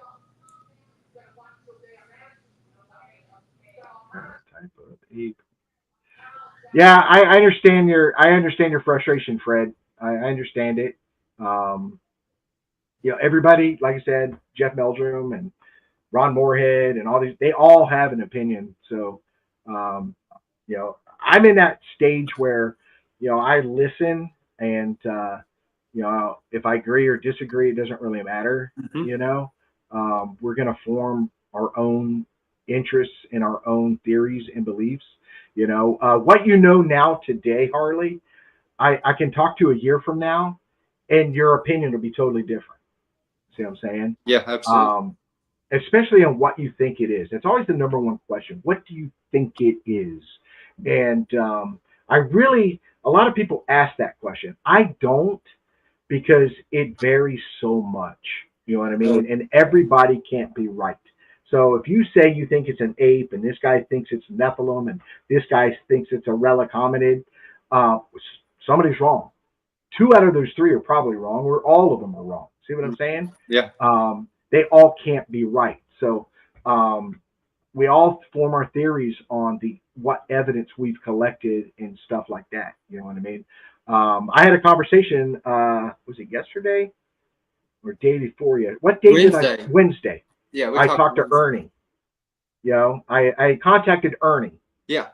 and we had a long conversation, almost 3 hours on the phone. And those are the things we were talking about, you know, is these ideas and these theories and stuff like that. And it was really great because he was very open to my theories and what I'm discussing. And I tell him, I'm not saying I'm right or whatever, but I'm telling you what in my mind, when I put it together, what makes sense. You see what I'm saying? Yeah. Because everybody knows me. I'm not a paranormal, supernatural, metaphysical guy. Because I come into it as a forensic guy. I need to see it, measure it, smell it, hold it, touch it, you know, whatever I need to do. Anything beyond that is it's you know, a great comment made by Jeff Meldrum when I was watching him one time. He made this comment, and it rings so true. You can't solve an unknown with an unknown. See what I'm saying? Mm-hmm. So, and that makes perfectly good sense. Is, you know, we have to find the known. We have to look at what the evidence is presenting to us. See what I'm saying? And that's what I do. As I go into it that way, looking for solid forensic evidence, because we know it leaves it. It leaves footprints. It makes structures. It makes sounds. You know, there's all the forensic stuff is there. You know, it leaves hair. It leaves scat. It leaves these things. You know what I mean? I personally don't collect that stuff because I can't afford to get it DNA tested. So I tell people all the time, if you're collecting all this stuff and you're sitting in a freezer, it's doing you absolutely no good. If you're not going to spend $1,000 or whatever it is to get it tested, then it's not doing you any good. So No. I don't have $1,000 to find out that something might be a bear. You know what I mean? And I don't want to waste $1,000 being wrong. You know what I mean? Even though I can sit there and think, I think this is it. Yeah. It's $1,000 to wage that bet, and I'm not a gambling man, so I don't. No, I ain't a gambler either. So that's just a risk you're willing to take, unfortunately. Huh? Yeah. You gotta be willing to take that risk. Yeah, I'm not willing to take that risk. not in this day and age, in the environment and cost of living and everything else that we live in. I'm in a profession that I'm not promised tomorrow, so I don't want to spend the money. You know what I mean? I don't want to spend the money. No, not one bit. Yeah, you got to save it as much as you can nowadays. Right. So one of the things, and I encourage you, is as a researcher to get information. I think one of the best resources out there is the Bigfoot Mapping Project. Mm-hmm. It's a fabulous resource because you can see precisely where certain things are happening. If it was a Class A sighting, was it a vocal, was it tracks, and you get to read the report, and it's anonymous. You don't know who the person is. All you know is a basic idea of the location or area. But you got the report and stuff like that. I look at that stuff a lot. You know, I mean, it really helps me a lot in my research. So I encourage, if you're not using it, you should use it. Yeah, So, absolutely. yeah, Troy. He's asking, do you believe it will take a body or body parts to prove the existence or the subject commonly referred to as Bigfoot? You want to answer first? Yeah, ultimately, at the end of the day, yes. But ultimately, at the end of the day, too, you got to worry about, people trying to hide it and cover it up. And me and Richard have talked about this as well, the logging industry, the national parks, and all this stuff. Are people really going to go and visit the parks anymore if these things are actually proven and brought to light? Probably not. I mean, you could talk about UFO disclosure all day long. That's stuff in the sky. You start talking about stuff on the ground, yeah, that's probably not going to fly so well with a lot of people. Right. Well, yeah, and my answer is, sadly, yes, it's probably going to take a body, but it's not going to be me to do it. I can tell you that right now. It's not going to be me to do it. I'll show you this right here. I don't know if y'all can see it on the screen. It's very small on my screen. But this is an actual hunting regulations for an area in the state of Florida. If you go down on the left-hand side, I think you'll see a section called hogs, hunting hogs. Yeah, I'm And if not you, seeing it. yeah, if you could read the very last sentence, which I can't zoom it in right here, but basically it says there is no taking of skunk apes. It's in the hunting regulations. The state of Florida, in its covert way, is recognizing the existence of Bigfoot in the state of Florida. Mm-hmm. See what I'm saying? Yeah. So, absolutely. as far as proving it, Troy, it has been proven. The state wouldn't spend money on this pamphlet that all hunters should read before hunting season, so they know what the regulations are. And this is just one page out of it. They wouldn't put it in there as a joke. I've never known the government to spend money, taxpayers' money, to joke you. See what I'm saying? Oh, let's be funny and put this in there. The key thing is it's in the hog section. And what makes that interesting is the fact that That's a food source. I'm trying to pull up. Well, it's in the hog section because there are no guidelines for hogs. Nobody goes to the hog section because you can hunt hogs year round. You can hunt at night. You can use a spotlight. It doesn't matter what gun you use. See what I'm saying? So why would you go look at the rules for hog hunting When there are no instead of deer? Because the rules for deer changes. The rules for squirrel hunting or duck hunting, all these things change every year. But hogs do not. See what I'm saying? That's interesting. And they slip it in Because nobody's gonna read it. right there in front of your face. See what I'm saying? That's great. And so I think it's very interesting that it's in there. See what I'm saying? I also have documents from 1970s where the state of Florida House of Representatives actually had a discussion on Bigfoot, on what they need to do about it, what do they need to name it, different things like that. I have all those documents. See what I'm saying? Wow. And there was actually a statute formed, but now when you go to look at that statute, there's a statute before and a statute after, but that statute's missing. It's not in there. You can't find it online or anything like that. But I have paperwork that says there was a statute.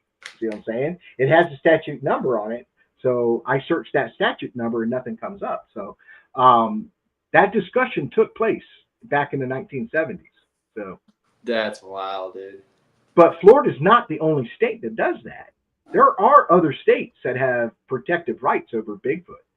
You know what I mean? They don't want you out there hunting it. And you have to ask yourself why. But that is a under the table way of acknowledging it. See what I'm saying? Mm-hmm. You know, they did the same thing with the UFO community. See what I'm saying? Same thing, you know. And first you were crazy. So why are they sending the Air Force and people to come investigate it? Yeah, you know exactly. Why would you spend government money and waste time to come to my house to ask me what did I see in the sky? See what I'm saying? Mm-hmm. So when I tell people, it has been acknowledged. It just depends on how do you look at it, you know. So with that, if I were out there and I shot a Bigfoot and I went public with it, I'll probably see prison time. Yeah. Because they're going to hold that up and say, we got you. It says right here. Or they show up at my house and say, well, we're going to take Bigfoot from you. Yeah. You're not going to speak of it, or we're going to throw you in jail for this hunting violation. And we're going to throw the book at you. We're going to come at you really hard. See what I'm saying? Mm-hmm. So what am I going to do? Yep, I'm too cute for prison. Yeah. I don't want to pay a $500,000 fine. So here's Bigfoot, and I'll keep my mouth shut. See what I'm saying? Yeah. Yeah, exactly. Yeah, I ain't paying no fine for it. But, you know, ultimately, I honestly don't think, you know, I mean, if it was my life decision or I'm ultimately going to pick my life. But, you know, ultimately, that's from, you know, you always hear the stories. There's always more than one. And, you know, I heard a story from somewhere out west. There was a guy elk hunting, and he had the elk in his sights, and he was about to shoot the elk, and he starts to notice there's some movement over and behind the elk, and he moves the scope to go look at that movement, and lo and behold, it's a Bigfoot. And the guide apparently that took that hunter was like, "Don't shoot it, don't shoot it, don't shoot it." Well, he shoots it, and the guide tells the hunter to run. The hunter doesn't start running instantly, and he turns around, looks, the guide takes off running, and the guide ends up turning around and look, and he said that the hunter was right behind him running, and he said one of these things just came up behind him and tore him to shreds, and he went to go get the sheriff and bring him back out, and they told him that this was a bear, nothing else. Right. Well, yeah, I'm going to address this real quick because Flatwood makes a great point. It says, sometimes I wonder, even with a body, it will never prove to those that don't want to know or believe. Yeah, well, he's exactly right. Let's look at the UFO world for a moment. They had UFOs crash, but they still want to tell you they don't exist. So, yeah, we can come up with a body, but does that really solve everything? A lot of us researchers, especially those of us that are older and been around for a little bit, we have game plans just for that scenario. So I have a plan that if I ever did actually, now I'm not personally going to kill one. I can tell you that right now.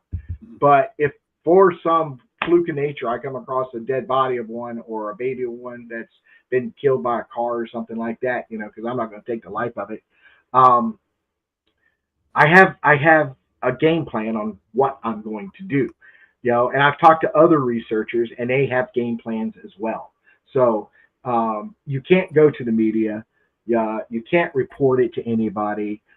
There's other means, other ways to do it. And we all have different ideas of how to do it, and they're all good. They're all really good ideas. You know what I mean? And I do have a game plan for that scenario, and I think everybody should. It's a matter of when, not if. Well, like I said, I believe bodies have already been found. I think there are people out there that have hit one with a car or semi truck or whatever. But we talk about Mount St. Helens. Yeah, exactly. Reports that dead ones were found after Mount St. Helens. There were eyewitnesses. There are people that actually came forward years later once they felt it was safe to come forward and talked about these things being confiscated by the government. So the government does know. I don't think it's really crazy that people don't come on board. Thank you, Erica. And believe this thing. Okay. There's way too much forensic evidence that says this thing exists. There's just way too much. Mm-hmm. I saw an interview with an FBI agent. He was being interviewed about Bigfoot. He's a researcher, but he was formerly with the FBI, and he said, we have enough evidence of Bigfoot that we could convict evidence. We can convict Bigfoot in court. See what I'm saying? With the evidence we have, we can convict him, but yet nobody believes. See what I'm saying? But it's crazy how people will come to me, because everybody knows I'm not into the paranormal. They're going to tell me, this is the crazy part, they're going to tell me that this thing is an alien, or this thing comes through interdimensional portals, or this thing can turn into an orb and float away. But when I say it's a living, breathing creature, I'm crazy? You can't believe that something that's actually proven.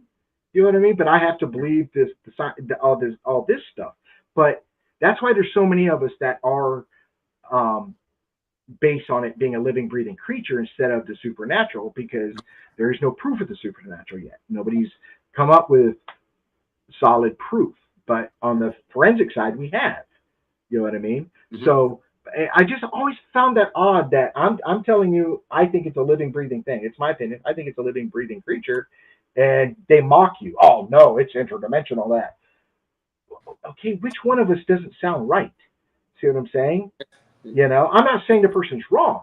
I'm saying is, why am I the crazy one when I'm saying it's a natural occurring thing? See what I'm saying? Mm-hmm. I was talking to Ernie, and I made that, we were talking, that the word supernatural kept coming up in conversation. I said, well, let me define supernatural for you.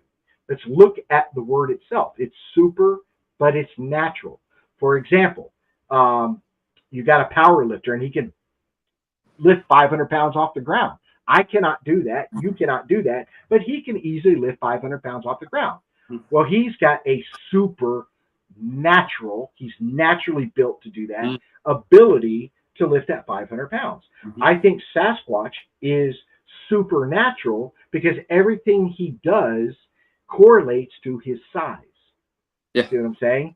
His speed because of his size, his muscle mass. His strength because of his size and his muscle mass. His stride because of his height. See what I'm saying? It's we say supernatural, but it's super, but it's natural. It's super strength. It's super speed. It's super this, but it's Superhuman. natural. Right. It's natural. Yeah, because you can see a human that lifts a bench presses a Volkswagen, and we would say he's got super strength. But we don't ever say he's supernatural. You know what I mean? But really, the word is it's a natural thing for this person because he's built for that. You know what I'm saying? So it's the same with intelligence with a Sasquatch. You know what I mean? They talk about the intelligence.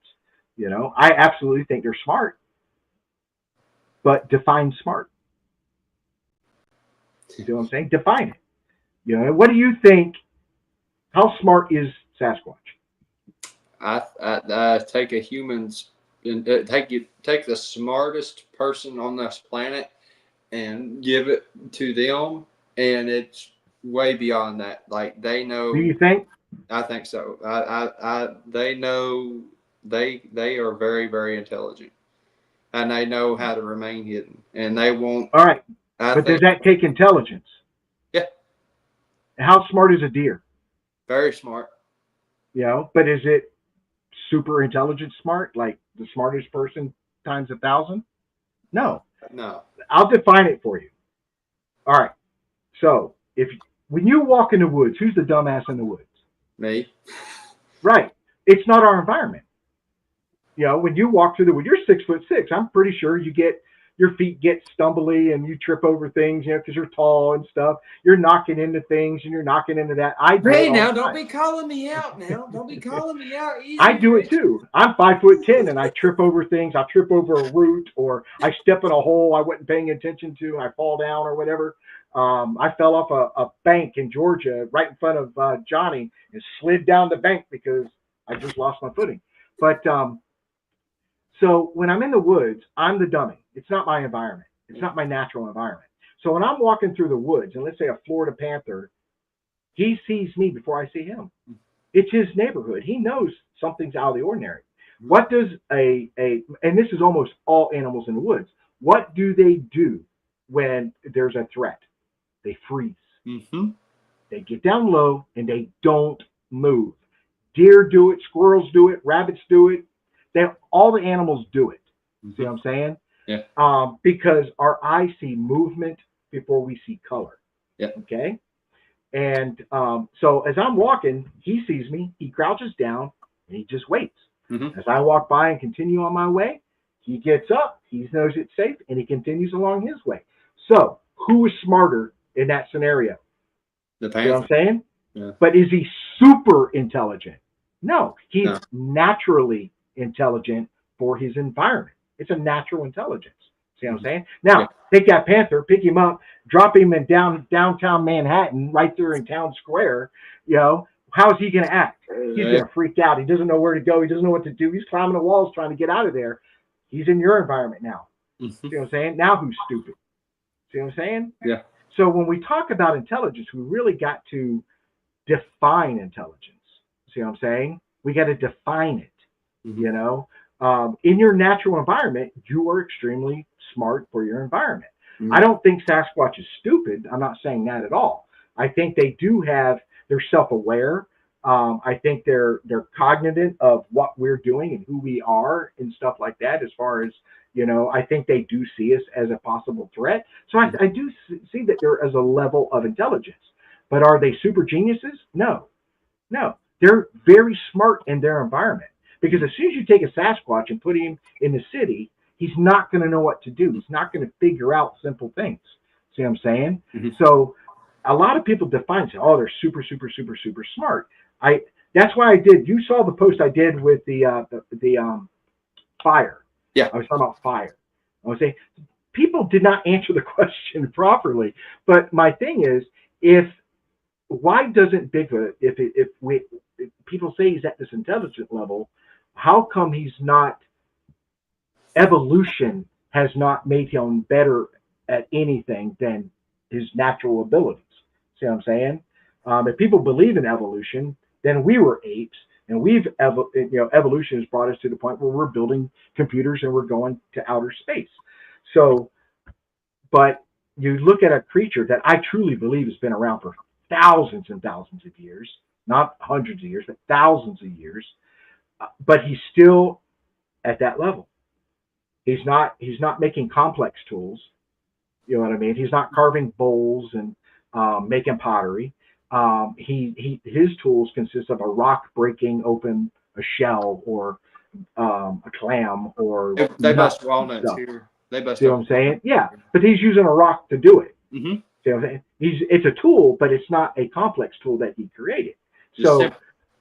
And they're not utilizing fire, and I believe they know what fire is. They've been around for a long time. They know what a forest fire is. They know what a campfire is.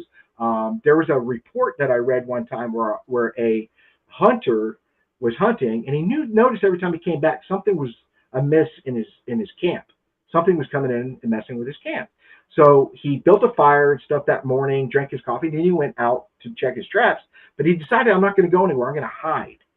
And he witnessed 2 juvenile Bigfoots come into his camp. They grabbed sticks on the fire, and waved them in the air like kids do with sparklers. See what I'm saying? So that told me that they do understand what fire is. They have a respect for fire. They didn't burn themselves, but they're not utilizing fire. It was entertainment, but they're not utilizing it. See what I'm saying? I'm not saying they have to cook their food. That's where everybody went off on this tangent. They don't need to cook their food. They eat raw food. Okay, we're not talking about just cooking. There's so many other things that fire can be used for. You know what I mean? But they don't. And maybe it's because they have absolutely zero need for fire whatsoever. Zero. See what I'm saying? But you have natural things in the environment that they could utilize. A prime thing is hunting. You know what I mean? The reason why we used to have to chase down our food to catch it and eat it. Then we progressed and learned that I could throw a rock, kill something and eat it. Then I progressed to a spear, then bows and arrows. And as time went by, we progressed and gotten better and better and better at the tools that we use to hunt food. Now, granted, Bigfoot is extremely fast. He's very strong.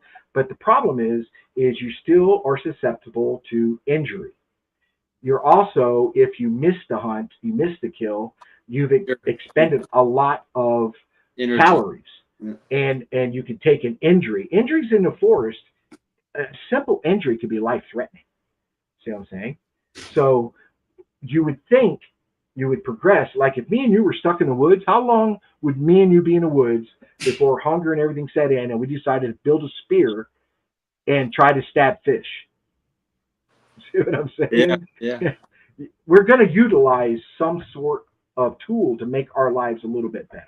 Oh yeah. Even if it's like making something to dig up like grubs or something like that, you're gonna use something to help survive. Some kind of tool. Right. So what are your ideas? What are some of your theories that you like? I've often wondered, like with the trail camera stuff, they see infrared maybe, and can they smell the batteries? I think they can, because if a bear can smell them, the batteries, who's to say that they can't? Ultimately you want to take a tactic to outsmart these things. What I've thought about doing is just putting a camera in a cooler that I don't use anymore, or just go and buying one just to try this out with, is putting that camera in the cooler and then just taking the cooler out there and see what happens. Or I haven't done this yet, but I've learned how to do it from Scott, and it's the packing tape, with Yeah. the bacon grease, and that would be crazy to get the hair samples like that. Which the hair samples that I've got were just hanging around on trees that were just ripped the bark off of, because the bark's ripped off and it looks like they've been digging for bugs, and then there's just reddish brown or black hairs just hanging on that. It's there is ways to outsmart these things, and you just have to think outside the box a little bit, if that's a so to speak. I had 3 trail cameras at one point, and one of my trail cameras is missing.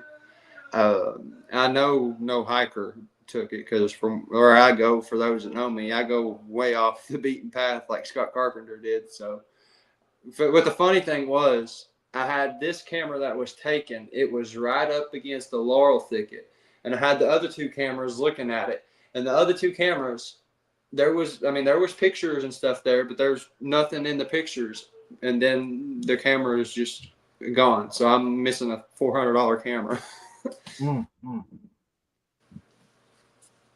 Yeah, that's the worst part, is we're all self-funded. Yeah, Self-funded. I've got Gotta kids. pay for it yourself. I've got kids, and I can't buy all the stuff that I want to do for this. I got to spoil the kids and the wife. I agree with you with the. Yeah, I agree with you with the battery thing, because it's already known bears can smell it. That's why I showed you earlier. I'm going to go with solar powered, and so there's no batteries at all. And also, this camera, there's 2 forms of infrared. One is visible and one is not visible. This has the not visible infrared. Ooh, well, that'll be interesting. So I'm hoping it's a game changer. I really do. I tell you, take Oreos. Trust me. Oreos? Yeah, just regular plain old Oreos. Just take them. They like Oreos.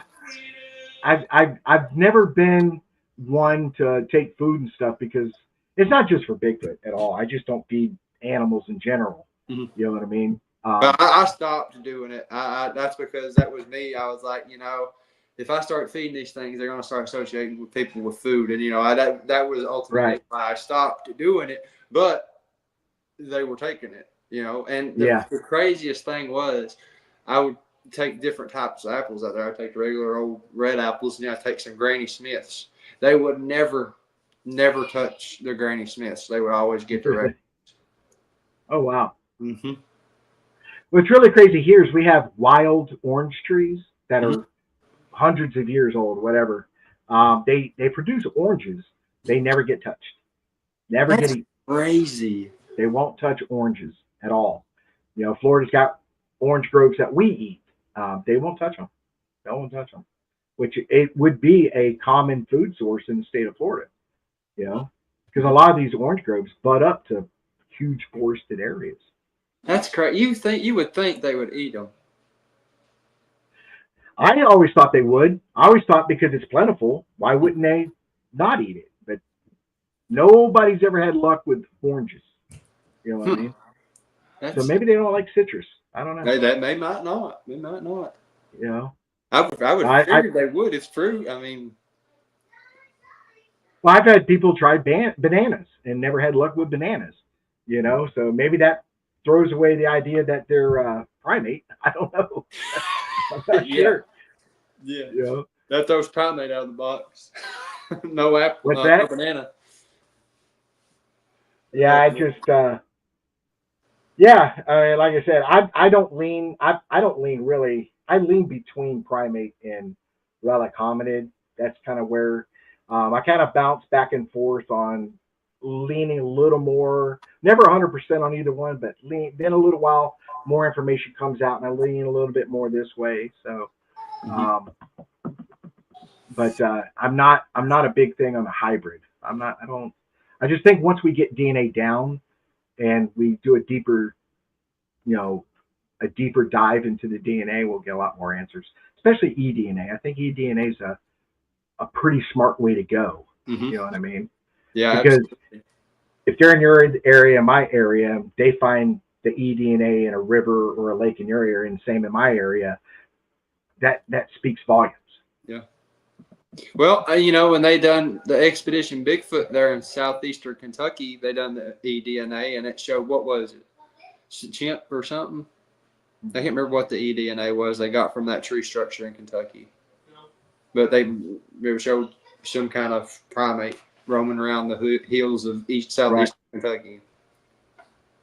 Yeah, well, I mean, we can call it primate because we're primates. So, some people call it primate just due to a lack of a better term because we really don't have a great term that because we really don't know yet. Mm-hmm. But I truly believe that with the amount of unhumanized land in this country, they're there and they're hiding and they're good at what they do. They're very good at what they do. You know what I mean? Mm-hmm. And you're avid a hunter. You've seen deer just disappear in front of you. I've Yeah. seen deer appear in front of me. Like that, they're just the ghosts of the woods, man. And then when you see white tails running away, it's done too late. I did a picture one time of a deer. I didn't even know the deer was there until it flicked its ear, and then I saw it. So I snapped a photo of it and I posted this photo a couple years ago. And it was one of those, I said, hey, find the deer. And nobody could find a deer. They're like, oh, you're trolling me. There's nothing there. Then I circle it and they're like, oh, crap, it's right there. They blend in that well. The thing wasn't more than 10 feet in the woods. Mm-hmm. It was just, it blended in with the pine saplings, Yeah. So they will, yeah. man. They'll blend right in. Now the hogs, on the other hand, oh man, they've really started to take root in my area now, and like I don't want to run up on the wrong one because they're them Russian wild boars here that they've got that's been running around forever.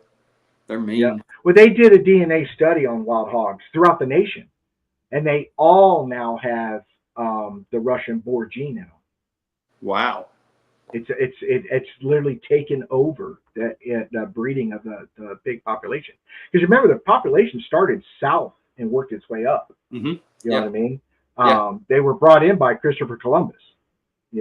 According to the logs, he had 6 hogs and they got away. And those 6, we have all this. They breed nonstop, dude. They breed nonstop, and they're a lethal, menacing animal. They will not only kill you. People and Cade's Cove, man. Like people will go to Cade's Cove and they see these hogs and they see these bears and they'll see the elk and all this stuff, and they'll get out of their cars and go towards them. It's just like, no, you don't do that. Right. Well, the thing is with the hog is that they'll not only kill you, they'll eat you when you're done. They'll eat bones too. There'll be nothing left of you. You know what I mean? Yeah. And it's a scary thought. Well, I mean, you got something with tusks that long or longer coming at you. That's unforgiving, man. Well, you saw that picture of Hogzilla? Yeah, that's a big. And that boy over 1,000-pound hog. Killed it with a pistol. They're getting stronger where they can withstand winters better and stuff like that. Down here, hog farming is there's a lot of hog farms in Florida, and especially North Carolina. When I went up there's a lot of hog farms. Here's the crazy thing about hogs, who is a farmer was telling me, is if one of his hogs gets loose and gets into the woods, within 90 days it's feral and it grows hair. It doesn't even look like the same hog. So the white, pinkish, big hogs that you see in the pens, you'll see that hog 3 months later in the woods, and he'll be a totally different color. He'll be more hairy, and he's feral now. See what I'm saying? Doesn't take him long to become feral. Wow. That's crazy, dude. I never imagined that. That's pretty cool. Yeah.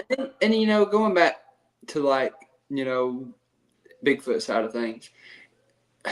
Well, I was trying to figure how I could connect the dots here. Gigantopithecus, okay?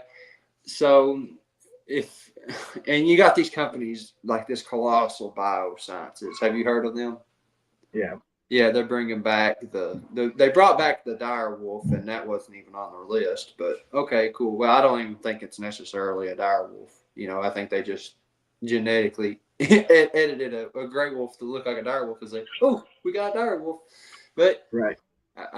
you know, I was ultimately thinking like, you know, could they be, you know, playing with some powers there, you know, and making some of these things? Maybe. Yeah, maybe. The only thing that tells me no is just the history. It goes Yeah. back so far. Yeah. I bring it up about um, the Seminole Indians here in the state of Florida. The Seminole Indians have been around for 11,000 years, Mhm.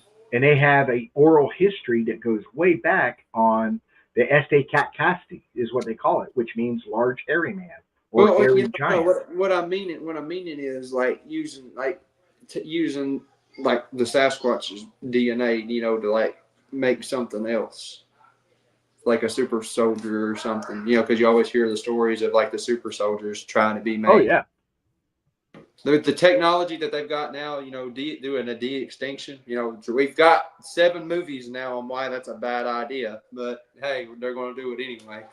well, Russia tried it. Russia tried to breed gorilla with a human. They had a literally a woman that volunteered to be a part of that study, Mhm. but it would never take. She could Mhm. never get pregnant. She could never, you know. It's just even though we're close in DNA and genome, we're still far enough off that we cannot interbreed. Mhm. You know, we can't breed with a gorilla or anything like that. So there would have to be some manipulation to the DNA or something to make it take and stuff like that. Yeah. So I mean, that's the scary thing is if they're able to get Sasquatch DNA and create a hybrid, um, it would probably be a pretty nasty creature, pretty nasty animal. You know what I mean? I would imagine so. Yeah, I would imagine that it'd be like a rogue one, but worse. Well, I think they would probably make it aggressive. I think they would make it where it'd be more of a weapon than it would be something that you would look at in a zoo. Yeah. Because I mean, for the most part, if you look at all the reports of Bigfoot, it's very passive sightings. I'd say 98% or better are passive sightings. You know, it sees you, you see it, it bolts this way, and you bolt this way. That's pretty much every report. I saw it and it turned and went back in the woods. You know, and I saw it and it ran across the road. Yeah. Very passive. You know what I mean? Do attacks happen? Quite possibly. Mhm. You know, have people been killed by Bigfoot? Yeah, quite Probably. possibly. You know, but is it a common occurrence? No, I don't think it's No. a common occurrence. I think it might be happenstance. We had 2 hunters in this one research area I go to. 2 hunters. They were a mile apart from each other, and they both ended up missing, and nobody's ever found them, ever. You know, and then people were stipulating it could have been a Bigfoot. You know, because there's a lot of Bigfoot sightings in this area. Huh. But what if one of the hunters shot at a Bigfoot that day while he was hunting, Yeah. or it might even hit it, you know, and it did nothing but upset it. You know Mhm. what I mean? And then it came in for revenge. Yeah. And then later on, because a mile to a Sasquatch probably isn't nothing, he Mhm. came across another hunter who looked like that hunter, and he's carrying a gun. So he goes ahead and takes him out too, because hey, I'm not taking Yeah. the chance. You know what I'm Absolutely. saying? Yeah. It could have been just poor judgment, you know, but we'll never know because they never found the bodies. You know? Yeah. Well, did you know that Daniel Boone apparently killed one? I've heard stories about it. You know what I mean? I don't Yeah. know, but I've heard stories about it. Well, you know, from what I heard, him and his son were out hunting, and they split up. And he hears his son screaming, and he goes to where his son is, and this thing's just body slamming him on the ground, and he pulls up his gun and he shoots it in the chest. And well, no, he shot it. He shot it in the head. He shot it in the head, and it dropped instantly. And when they went to do an autopsy on it, the chest was just nothing but solid bone. So even if you did shoot it in the chest, it wouldn't do anything. Right. That's what I heard. I don't know if there's any I don't truth know. to it or I not. mean, I've never heard anything past that. There was there's rumors or something that he had shot one or something like that. Mhm. I don't know. I have never seen the report and I've never done a deep dive on it to look at the report. So, Mhm. um, but I do believe that, like me, I don't carry a 50 cal in the woods. You know what I mean? All I need to do is make it hurt enough that I can get out of there. You know what I mean? Yeah. Because if it's a 9 millimeter or a 45, it still hurts when you get hit by it, regardless what size you are. It still hurts. You know what I mean? And I Mhm. only need that moment to try and get out of there. But I think most of the time they let us go. They I don't think they want to Mhm. hurt us. Reason I don't know. Maybe it's because they don't want to draw attention to themselves, or maybe they're just that passive. But there's going to be bad things. There's bad Bigfoot, just like there's But bad they're people. like us. There's good and bad. Ultimately, I Yeah, think. yeah. Just so I'm encouraged. That's why I said at some point somebody will take a shot at one. It's just not going to be me. Yeah. That's part I can 100% guarantee you. Yeah. I won't shoot one. My goal is to film one. That's my goal. Give me 10 seconds of film and I'm happy. You know what I Mhm. mean? Then I can go and do something else like fishing. Go catch the next state record. Yeah, yeah. I used to be a very, very avid fisherman, but this is really the last few years have really taken over a lot of my time. So, which I enjoy. Don't get me wrong. I get to do what I enjoy. I tell people all the time that um, I go out a lot, and a lot of times I don't get anything because that's what squatching is. Yeah. I'm trying to find the most elusive creature on the planet, and so I'm not going to find something all the time. No. And but at the end of the day, Harley, I was walking in the woods, hiking, getting exercise, getting fresh air. I'm in nature. My stresses of normal life is not bothering me. Mhm. So it's a win-win, dude. It's a Yeah. win-win no matter how I look at it. You know? Absolutely. Yeah. Yeah. You're taking in God's creation and enjoying it every step of the way, regardless on if you find anything or not. Yeah. Sometimes I find myself, and because I'm not a tree hugger, but I find myself in the woods, and I'll find a really nice tree, and I'll put my hand on it and go, I wonder if a person has ever taken the time to touch this tree. You know what I'm saying? Just Yeah. to touch this tree. So I'll take that moment and touch this tree, and take a moment to take it all in, take in nature and stuff like that. Yeah, because you're probably the only person to ever touch that tree. That's what I'm saying. We go in some crazy areas. People don't realize we Mhm. go in places that we know we need to go where other people are not. Well, hang on. I'll show you. I'll show you a picture of going where other people aren't. Hang on, just 1 second. You'll see. You'll see how what I deal with here. Let's see. Yeah, check this out. Let me see if I can pull this up here. Yeah, this is what I find myself in all the time, dude. I go way way Yeah. off in it. So Oh yeah. I get way into the thick of it, man, and it's just like, man, I could walk right by one right now and not even know it. That's what I'm saying is they're good at what they do. They're good at what they do. Mhm. And I did it with the Paul Freeman footage. I was taking it frame by frame. And at one point, because you see it walk in front of him, you know what I mean? When he walks by that tree, the Paul Freeman footage, Yeah. there's a spot where I pause it and you can't see him at all. Literally, you cannot see the Bigfoot at all. And he's right in front of you because right at that spot, he goes into a different lighting situation and stuff like that, and you can't see him. But so I posted that picture, and then I put the video beside it, so you go look at the pictures. I don't see anything. Hit play, and you see it all. You're like, okay, see what I'm saying? So if it was walking there and froze, Paul Freeman would have never saw it. He would have never saw it. So they're good. They're really good. Yeah. You know what I mean? Mm. You know, and that's why I think some people, I don't know, I've never studied the hair, but they say that, that it's achromatic. that it reflects light and it gives them that camouflage, whatever, and stuff like that. Maybe, maybe not. Well, I because they don't don't know. have a medulla, right? They don't have a You medulla know. here. Well, it doesn't have a medulla, but I don't think that would have anything to do with light infraction. But Right. they're talking about like clear hair, where it reflects like a polar Oh, bear, yeah. you know. But I just think that whatever environment they're in, the color, whatever color they are, blends in with that environment very well. Mm-hmm. You know what I mean? So I don't know. Like I said, I have collected hair. I've seen hair, but I'm not going to spend the money to find out what I got. I'm just not going to do it. So, Right.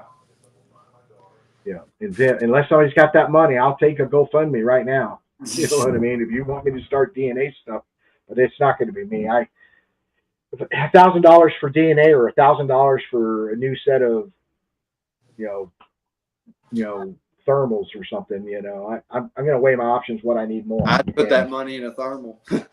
yeah, and you can go broke. You can go broke doing this. If you go big, you can go broke. I did a show with Dirt Road one time where we talked about tires. That we talked about equipment and how to stay in a budget and stuff like that. It was a really good show. And I tell people, don't spend the money if you don't have it. Don't spend the money. You know what I mean? If you got $500 that would blow out of your hand as you're driving down the highway and you're okay with that, then take that $500 and buy the equipment you want. Yeah. But if that money's important to you, don't spend it on equipment. Mm-mm. Don't spend it on equipment. I mean, because I have a $500 drone that I use, and but I could go out and buy a $10,000 drone. But my mind says I'm going to get the same results. Yeah, exactly. So I'm not going to sit there. You can get a $500 thermal or a $2,000 thermal. What are you looking to gain from one or the other? See what I'm saying? So you have to weigh those options on your finances and how, I'd rather spend my money more on comforts in the woods. You know what I mean? Yeah, Comfortable exactly. hiking boots, a nice tent.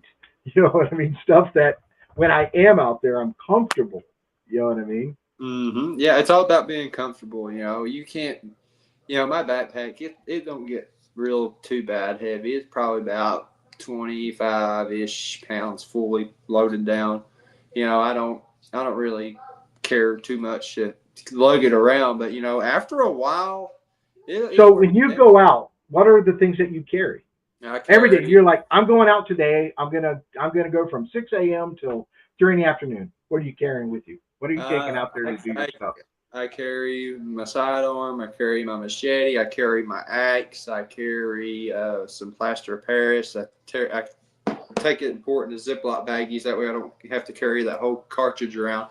Then I'll throw in a gallon of water, and then I'll strap another gallon of water to the back of my bag. So I'll have two sources of water just in case if I don't mix it right or whatever. I always am over prepared. Now, of course, I've got my GoPro recording behind me. Then I've got, of course, my camera recorder that I hold in the front with my phone. So I also carry a compass, and what I'm going to start doing now is start carrying an analog watch, and I'm going to keep one in the vehicle. That way I can keep up with the time.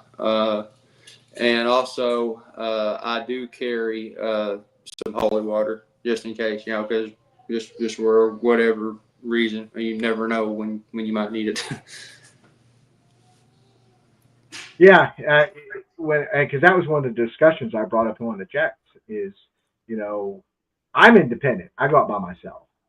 So I have to really limit what I carry because I'm going to be carrying it all. Mm-hmm. You know what I mean? So I have to choose what I want to accomplish today.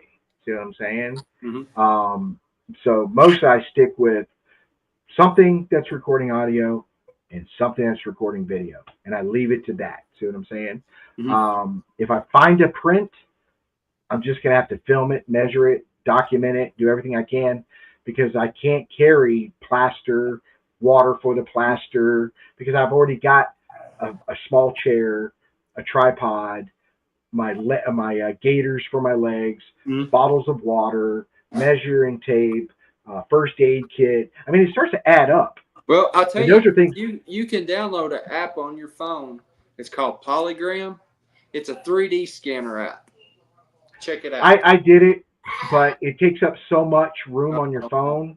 Okay. You to get a good scan, you got to take like 100 and something photos. Yeah. You know what I mean? And it'll fill up your phone really quick.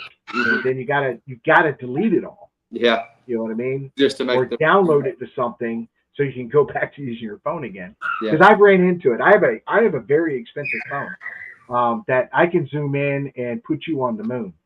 And I was out in Georgia doing research and never had a problem. Then one day I'm out there filming, and all of a sudden it says, "You're full. No more filming." So I had to go through my phone, and this has never happened before. And I had to start deleting stuff and getting rid of apps that I don't use and this, try to create room and stuff like that. So I've learned now that if I don't need it, I'm not using it. You know what I mean? Yeah. And Exactly. I can take regular photos, download them to my computer, delete them from my phone, and go from there. But I understand because the iPhone has that automatically. Do you know that? Mm-hmm. It has that app automatically. Yeah. And people do use it. App. Yeah. Take a picture of it and measure it. Yeah. So that's what I do is I take a picture, I carry a measuring tape, I measure it, I get the width, I get the depth, I take, video around it, checking things out. So I try to document as much as I can, but I just can't carry a lot of stuff because I tell people all the time, as far as you walk in, that's how far you got to walk back. And when you walk back, you only have half the energy that you had when you walked in. Ain't that the truth? That is the truth, man. And in Florida, the heat will kill you. You'll be dragging on the way back because you're done. Your body. I did one hike. I probably stopped twice to get where I wanted to go. On the way back, I stopped 20 times. My muscles started cramping. My body started cramping. Everything was hurting. And I'm like, man, I still got a couple miles to go, and I'm hurting. And it took me about a week to recover from that hike because the heat will get you. It will. It will get you. Much less for me. I have to hike up and down stuff like this, and man, these hollers are wearing you out. Oh yeah, but it's my exercise. That's where I get my exercise. So I don't get to do a lot of other stuff physically. Yeah. Yeah, man. It's. I am reading chat, guys. I'm by myself. It's not me and Johnny where I can focus away and do other things with the chat room. But I am watching. Yeah, I've had to scroll down quite a bit. I ain't even caught up. Yeah. Booming chat. But like I said, I went from this. This is the trail cams I had before. Regular infrared, battery operated, no Wi-Fi, nothing, very basic, and I like that. And then, like I said, I went with the Garda Pro. It's a lot larger, a lot heavier, but it's solar powered. So I'm hoping to get away from the smell of batteries and get away from the infrared because, like I said, this uses a different infrared. There's two of them. I forgot what they're called. It's like 850 and 940 or something like that. One is visible by the eye, animals and stuff, and one is not.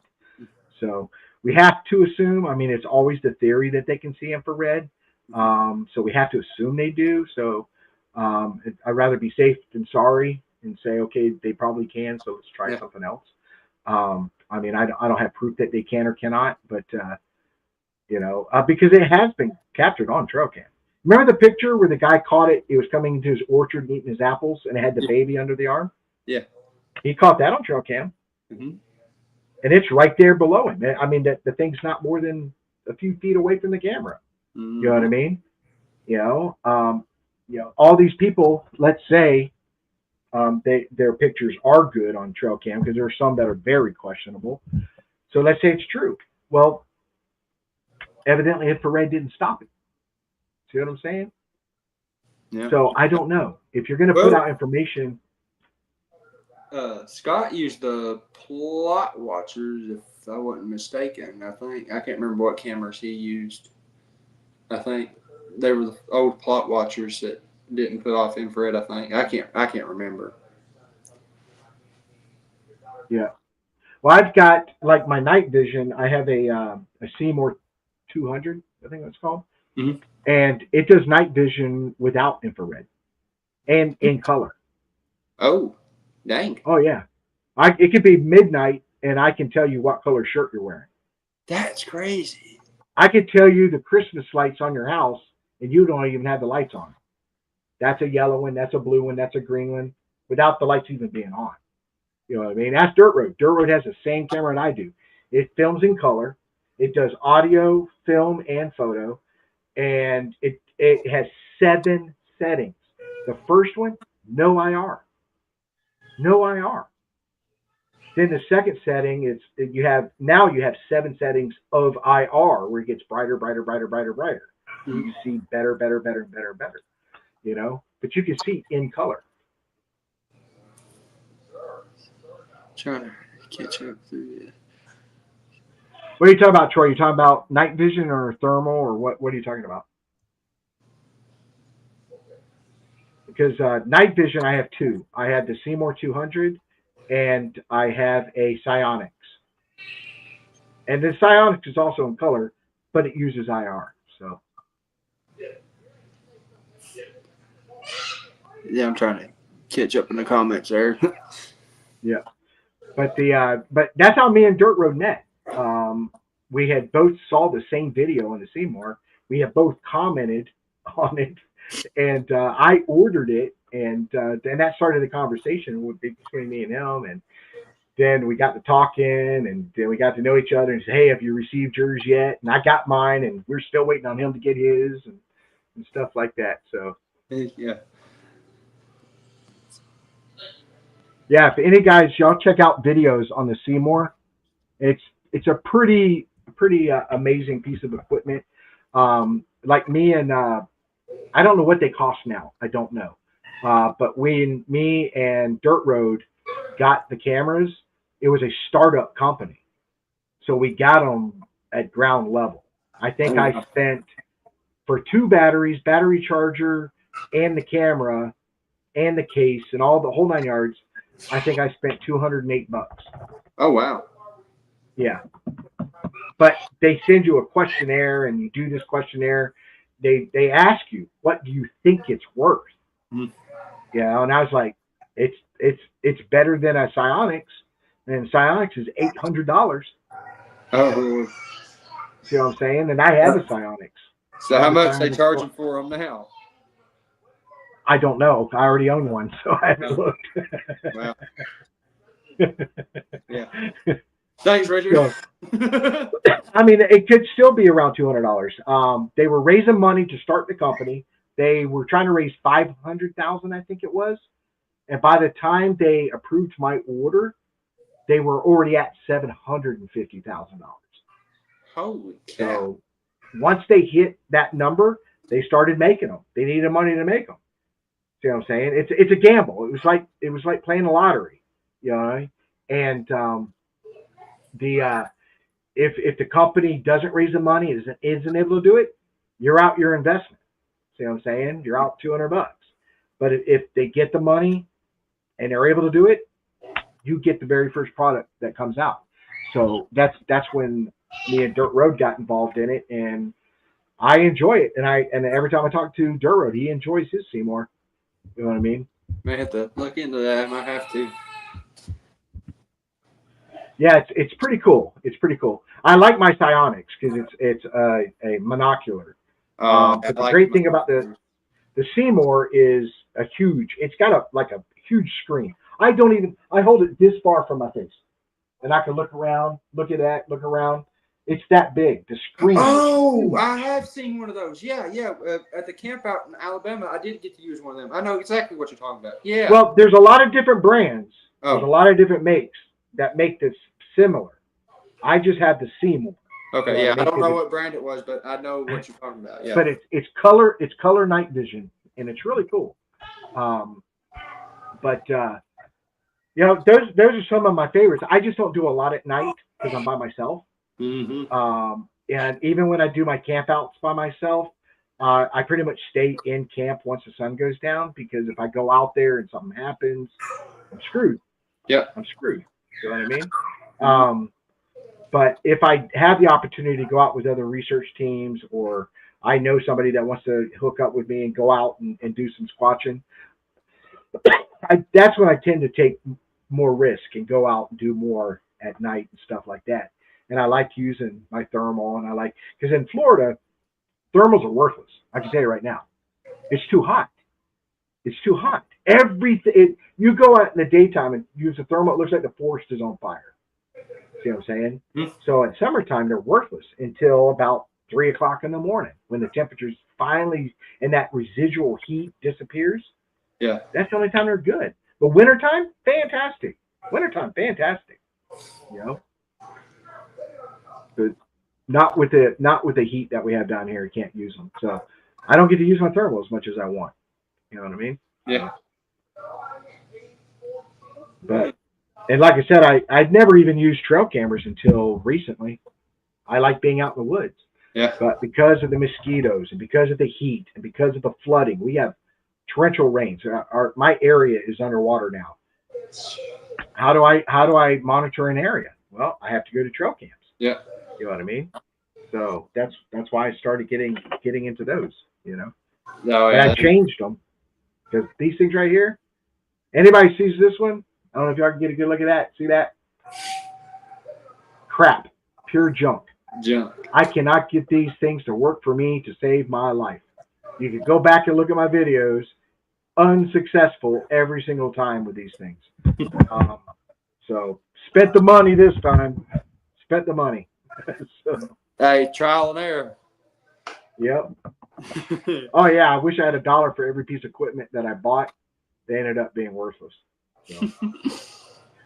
But I think one of the best thing I have is my digital recorder. Runs about $150, and I've got a microphone attachment to it.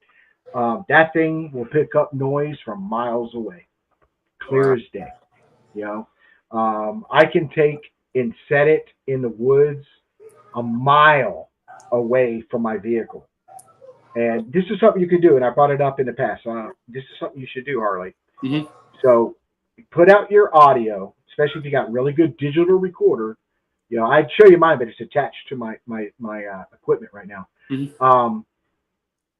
And then say the date and time. When you turn it on, say it is July 11th, 2 o'clock, in the afternoon. Yeah. And then go about your business. But once you get back to your truck, honk the horn 3 times. And it'll pick it up. Oh, mine's a mile away, and it picks up my 3 horns. So once I honk 3 times, I know when I go back and I'm reviewing audio, anything after that, those three horns, is not me in the woods. Yeah, absolutely. Because I'm in my truck going home. You know what I'm saying? Mm-hmm. So now I know everything after that. Because let's say I'm with somebody and they want a tree knock, or they want to make a howl, because I don't do those things. Yeah. Well, I'm gonna catch them on audio. See what I'm saying? But not after I hear that 3 horn. You know what I mean? I know after that we're in the vehicle heading out. See what I'm saying? Exactly. That's smart. And write down the time that you honked the horn, so you have a timeline. So when you do you go back to listen, you have a timeline that you could do the math to figure out what time things were happening. Mm-hmm. Hey, you got Troy asking, are you taking people out to the area you had experience at? Is it a public property or state owned? Yeah, my research area is the Great Smoky Mountains National Park, so that's all no man's land. There you go. I've actually got a couple of people that I'm going to hook up with Richard to talk with, so I won't spoil too much. So I'm going to hook a couple of people up to come on this show and talk with Richard. I want Richard to hear those stories firsthand from those people. So yeah. Well, I'm going to have Ernie. Ernie's coming the first weekend of September. Sweet. So I look forward to talking to him. And that's what we were talking. I didn't put 2 and 2 together until you mentioned Ernie. I should talk to Ernie. I'm thinking, Then I'm laying in bed, and I'm like, I know that name. So I pulled it up, and sure enough, I already had him scheduled. Yeah. That's why I sent you the text and said, "Hey, I got Ernie scheduled in September." So that's what made me say, "I'm going to call him. I'm going to call Ernie and talk to him." So we got to talk for a while. I like it. I like him. I really do. I like Ernie. Yeah, he's a great guy. Yes, Troy, I do. I have a journal. And I write every trip. I always have my journal with me, and I always jot down what date it is and what time I found it, or whatever the case may be. I have one also. What I do in my journal is that day I write down time I started, the time I got back. So I have a time frame of how many hours I was out. If it's a year later, I go, well, today, a year later, I was out here for 8 hours. I do whatever the moon phase is that day. What is the temperature? Was there a breeze? What equipment did I use that day? You know what I mean? I list the equipment. Just as much information as I can put in the journal. You know what I mean? Uh-huh. So a year later, I can come back and say, I want to go back to this place because in my journal, I got woodnox and I got a howl. Mm-hmm. And at this time of year, at this time, and I want to go back. See what I'm saying? Yeah. Like this is an example. This is an older one. You can see all the lists. Oh, wow. And those are all time frames of me doing my audio. So I'm listening to audio. I'll catch something, pause it, rewind it, listen to it again. I try to listen to it about 3 or 4 times. Then I jot down the time and what I think it is. Like this one, these are just some of the things I've got on this recorder. Mm-hmm. A yell, breathing, sniffing, something hits the recorder, woodnox, annoying bird, Annoying bird, movement, a howl, an owl, woodnock, loudest, and I got this, loudest knock ever. See what I'm saying? So, and like the first one where it was a yell was at 59 minutes and 56 seconds into it. Oh, wow. The loudest knock ever was 29 hours, 57 minutes. So there's a big gap. See what I'm saying? Yeah. But I jot all this down so I can go back and show somebody and go right to that number and say, hey, listen to this and stuff like that. Yeah. Troy, yeah, I'll be there. You can swing by my booth. I'll have a booth set up with all the other speakers from the round table. So you come by and see me, Troy. I'd love to meet you. Yeah, you get a free booth being a speaker. Yeah, I'm looking forward to that. It's one of the great benefits. It is a great benefit, but I learned I don't want to ever do a booth again. Ever. It's only because it ties me down. Mm-hmm. I want to get up. I want to walk around. I want to talk to people, and I want to go to other booths and shoot the breeze with people I know and different researchers. I want to go sit down and listen to somebody in the conference and stuff like that. I couldn't. That one year I had a booth. I couldn't leave my booth because I have expensive equipment sitting here. Yeah, you know what I mean. You can't just up and leave it for somebody to possibly steal it. Oh yeah, there's 2,000 people in this arena, and I don't know them. Yeah, exactly. You know. Yeah. You know, I'd like to think I know a lot of people, but I don't know that many people. Right. Yeah. I've got 6,000 members in my Facebook group, and I maybe know personally 100 of them. Yeah. Well, a bit more. I was late to that side of it. I didn't even start my YouTube channel till about three or so years ago, because it just wasn't a big thing for me back then. I didn't care for YouTube, and I never thought create a channel and do videos or anything like that. I just did. I've been on Facebook since 2009. I just now created a Facebook for my Bigfoot research 4 months ago. See what I'm saying? Yeah. And the reason why I did it was because everybody knows my name now, and people were friending me on my personal account. Yeah. Which is fine. Yeah. But you're not going to find anything Bigfoot related on my personal account. Yeah. You know what I mean? That's it. Yeah. That's the so biggest thing. if you want to talk Bigfoot, let's go here. Yeah. And so I created that page. It's growing really fast, and I like it. Yeah. And but that's where I really, really would rather people go and talk Bigfoot with me. Mm-hmm. The other one is because I have a lot of family. I guess some work-related people on there. More of a personal level that I keep separate from my Bigfoot life. See what I'm saying? That's me. So I'd rather them. Yeah. He says, Harley, have you had what the BFRO would classify as a Class A encounter? Yeah. Yeah, he took a picture of it. Yeah. Can't get more better than seeing it and take a photograph of it. Yeah. It's pretty impressive. You know? Yeah. It definitely it changed everything for me. And I'm kicking myself in the butt because I wish I started doing this after I seen it. But the Lord works in mysterious ways, and it was my time to start when I did. And I did, and I kind of picked up where Scott Carpenter had left off. Yeah. But you're lucky because you're very young, and you're at a good time where technology is a lot better than it was in 2005. Mm-hmm. See what I'm saying?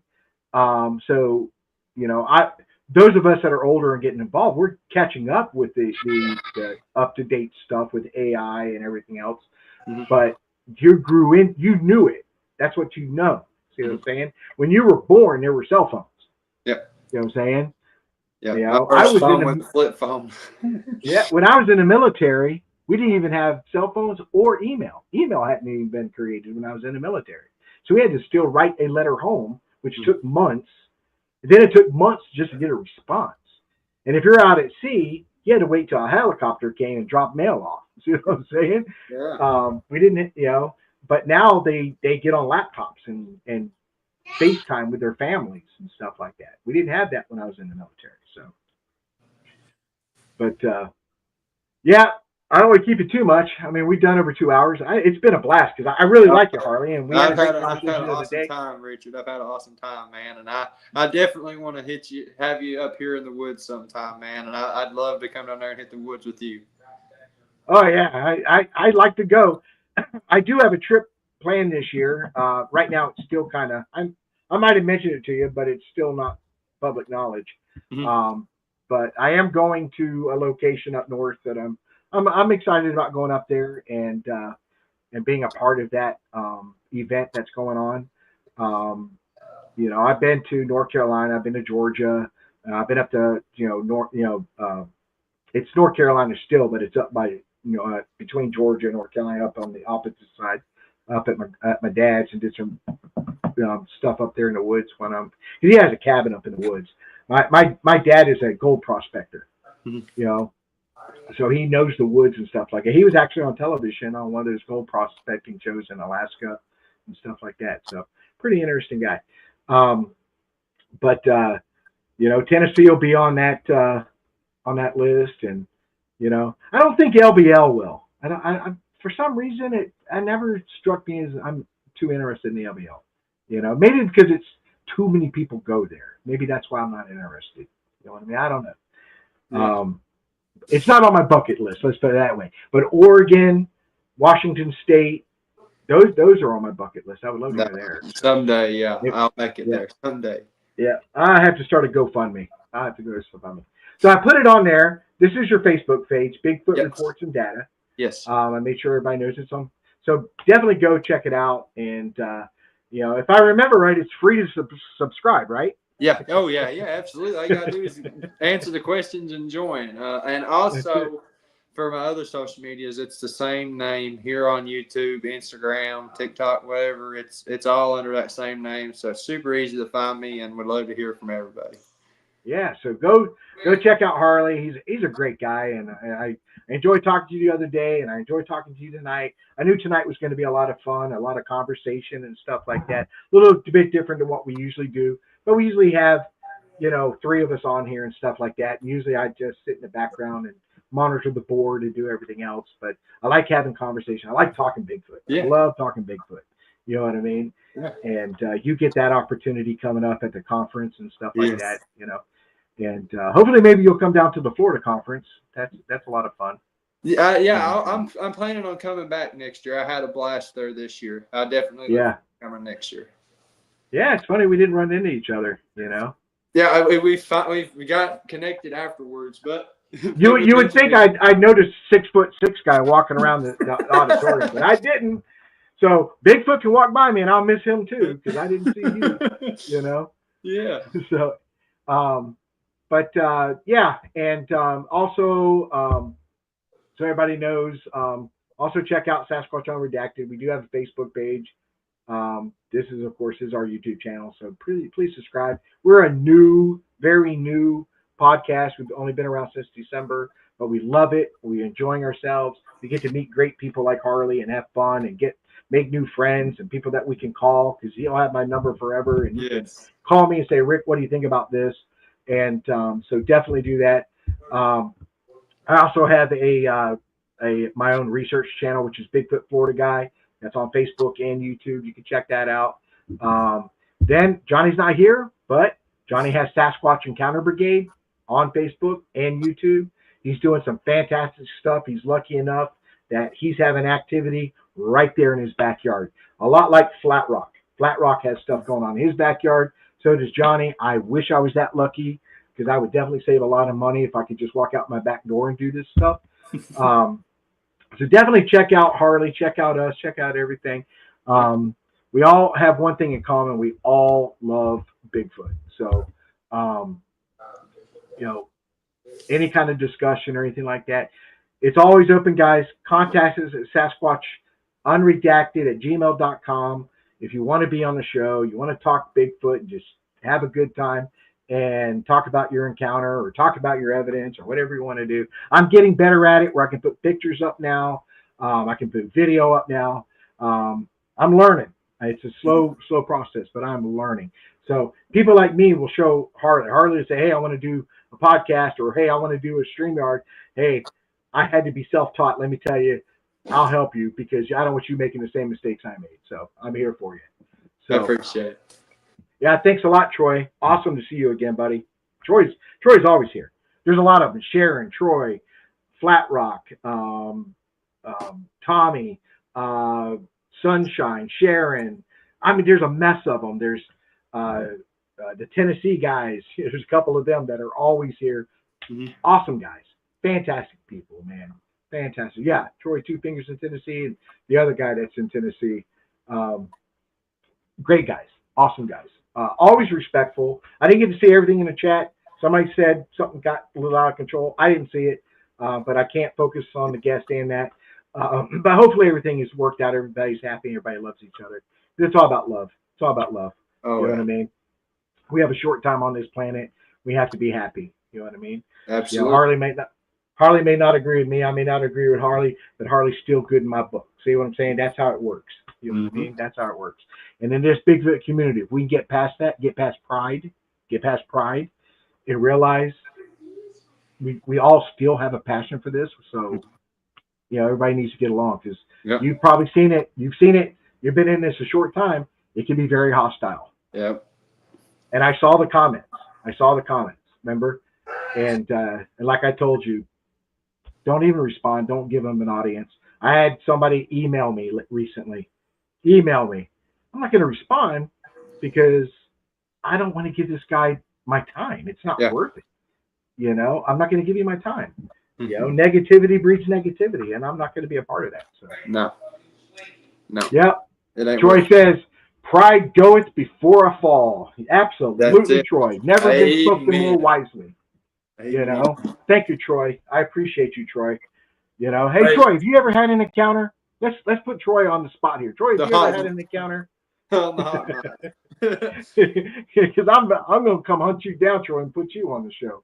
Yeah, Troy, you better come see me. Seriously, when at the conference, come see me, Troy. Did he ever answer your question where he's at? No. Where you at, Troy? Where you at, man? Don't avoid the question. Where you at? You're Tennessee. He's Tennessee. He wants to know where you're at, man. Yeah, where you at, man? He says he's only seen ghosts. Oh. Well, I can't help you there, Troy. I have no knowledge of ghosts whatsoever. Mm-mm. No knowledge of ghosts. Keep that crap away from me. I don't want nothing to do with it. No, unless it's mowing my lawn, I don't care. I don't want Well, nothing to do with it. It's really funny because I can be scared of Bigfoot. I can get in the woods and scare myself. I can get out there and feel creeped out. Ghost has absolutely no effect on me whatsoever. Yeah, I don't. I can walk into the spookiest house you can see and walk around like I own it. I some reason ghosts don't spook me, but Not me. there's some other things that do. Not me. Not you, huh? He says he's between Springfield and White House. Oh, north okay. of Nashville. Yeah, North I of know where Nashville. that's at. Yeah. Yeah. I know where that's at. It's Middle Tennessee, but my wife has family out here, so and we're in the process of moving out here. So yay. Where are you moving to? Dixon, Tennessee. Oh, It's in okay. Middle Tennessee. It's probably about 45-ish minutes to an hour from the LBO. Okay. I'm still keeping my camper down in East Tennessee so I can go research on the weekends. So I'm gonna make that drive every weekend to go research. Right. All right, Harley. Well, dude, it was awesome, man. I enjoyed you. And I'm always available. Like I said, we only do a show. We try every other Friday, so you can call me any day of the week. Just avoid Fridays. All righty, brother. This is the first time I had a show that somebody wasn't texting me or calling me on my phone. So that's awesome. Good deal. All right, Harley, take care of yourself. God bless you. God bless your family. Yeah. Keep squatching. Stay positive. Don't let the negativity get you. And if you need anything, you let me know, man. I'll help out any way I can. Right back at you, my friend, and God bless you as well. All right, buddy. You take care of yourself. Yes, sir. I'm going to drop you backstage now. All righty. All right, buddy. All right, guys. God bless each of you. Thank you for being here. I know we were long-winded. We like talking. We just love Bigfoot. We love talking Bigfoot. Harley was a great guest. Somebody got annoyed because I was talking a lot. Hey, I'm sorry, but it's my show, so I don't know what to tell you. But God bless each and every one of you guys, and have a fantastic weekend. And we will be seeing you real soon. I think we have a show again next Friday. But again, I'll put it out. Thank you, Philip. I appreciate you, buddy. I will put it out in a week so y'all know what's upcoming and stuff like that. So please subscribe. Guys, please hit that like button. I know a lot of people say that, but it is actually important. It puts us in the algorithms so more people will see the show and see what we're doing. So please hit the like button. We do appreciate it. And we do simulcast. That's why when y'all see me type something, you see it 3 times. We simulcast on my research channel, Johnny's research channel, and on this channel all at the same time. So more people can see the show and stuff like that. So if you're a subscriber to my channel, please hit like. If you're a subscriber on Johnny's, please hit like. And also, when you leave a message, just saying great show or whatever, all those things help the algorithms. It really does. So God bless each and every one of you guys. You have a fantastic weekend. And remember, we're here for you. Contact us if you want to talk about Bigfoot. God bless. Bye-bye. If it'll end. There you go.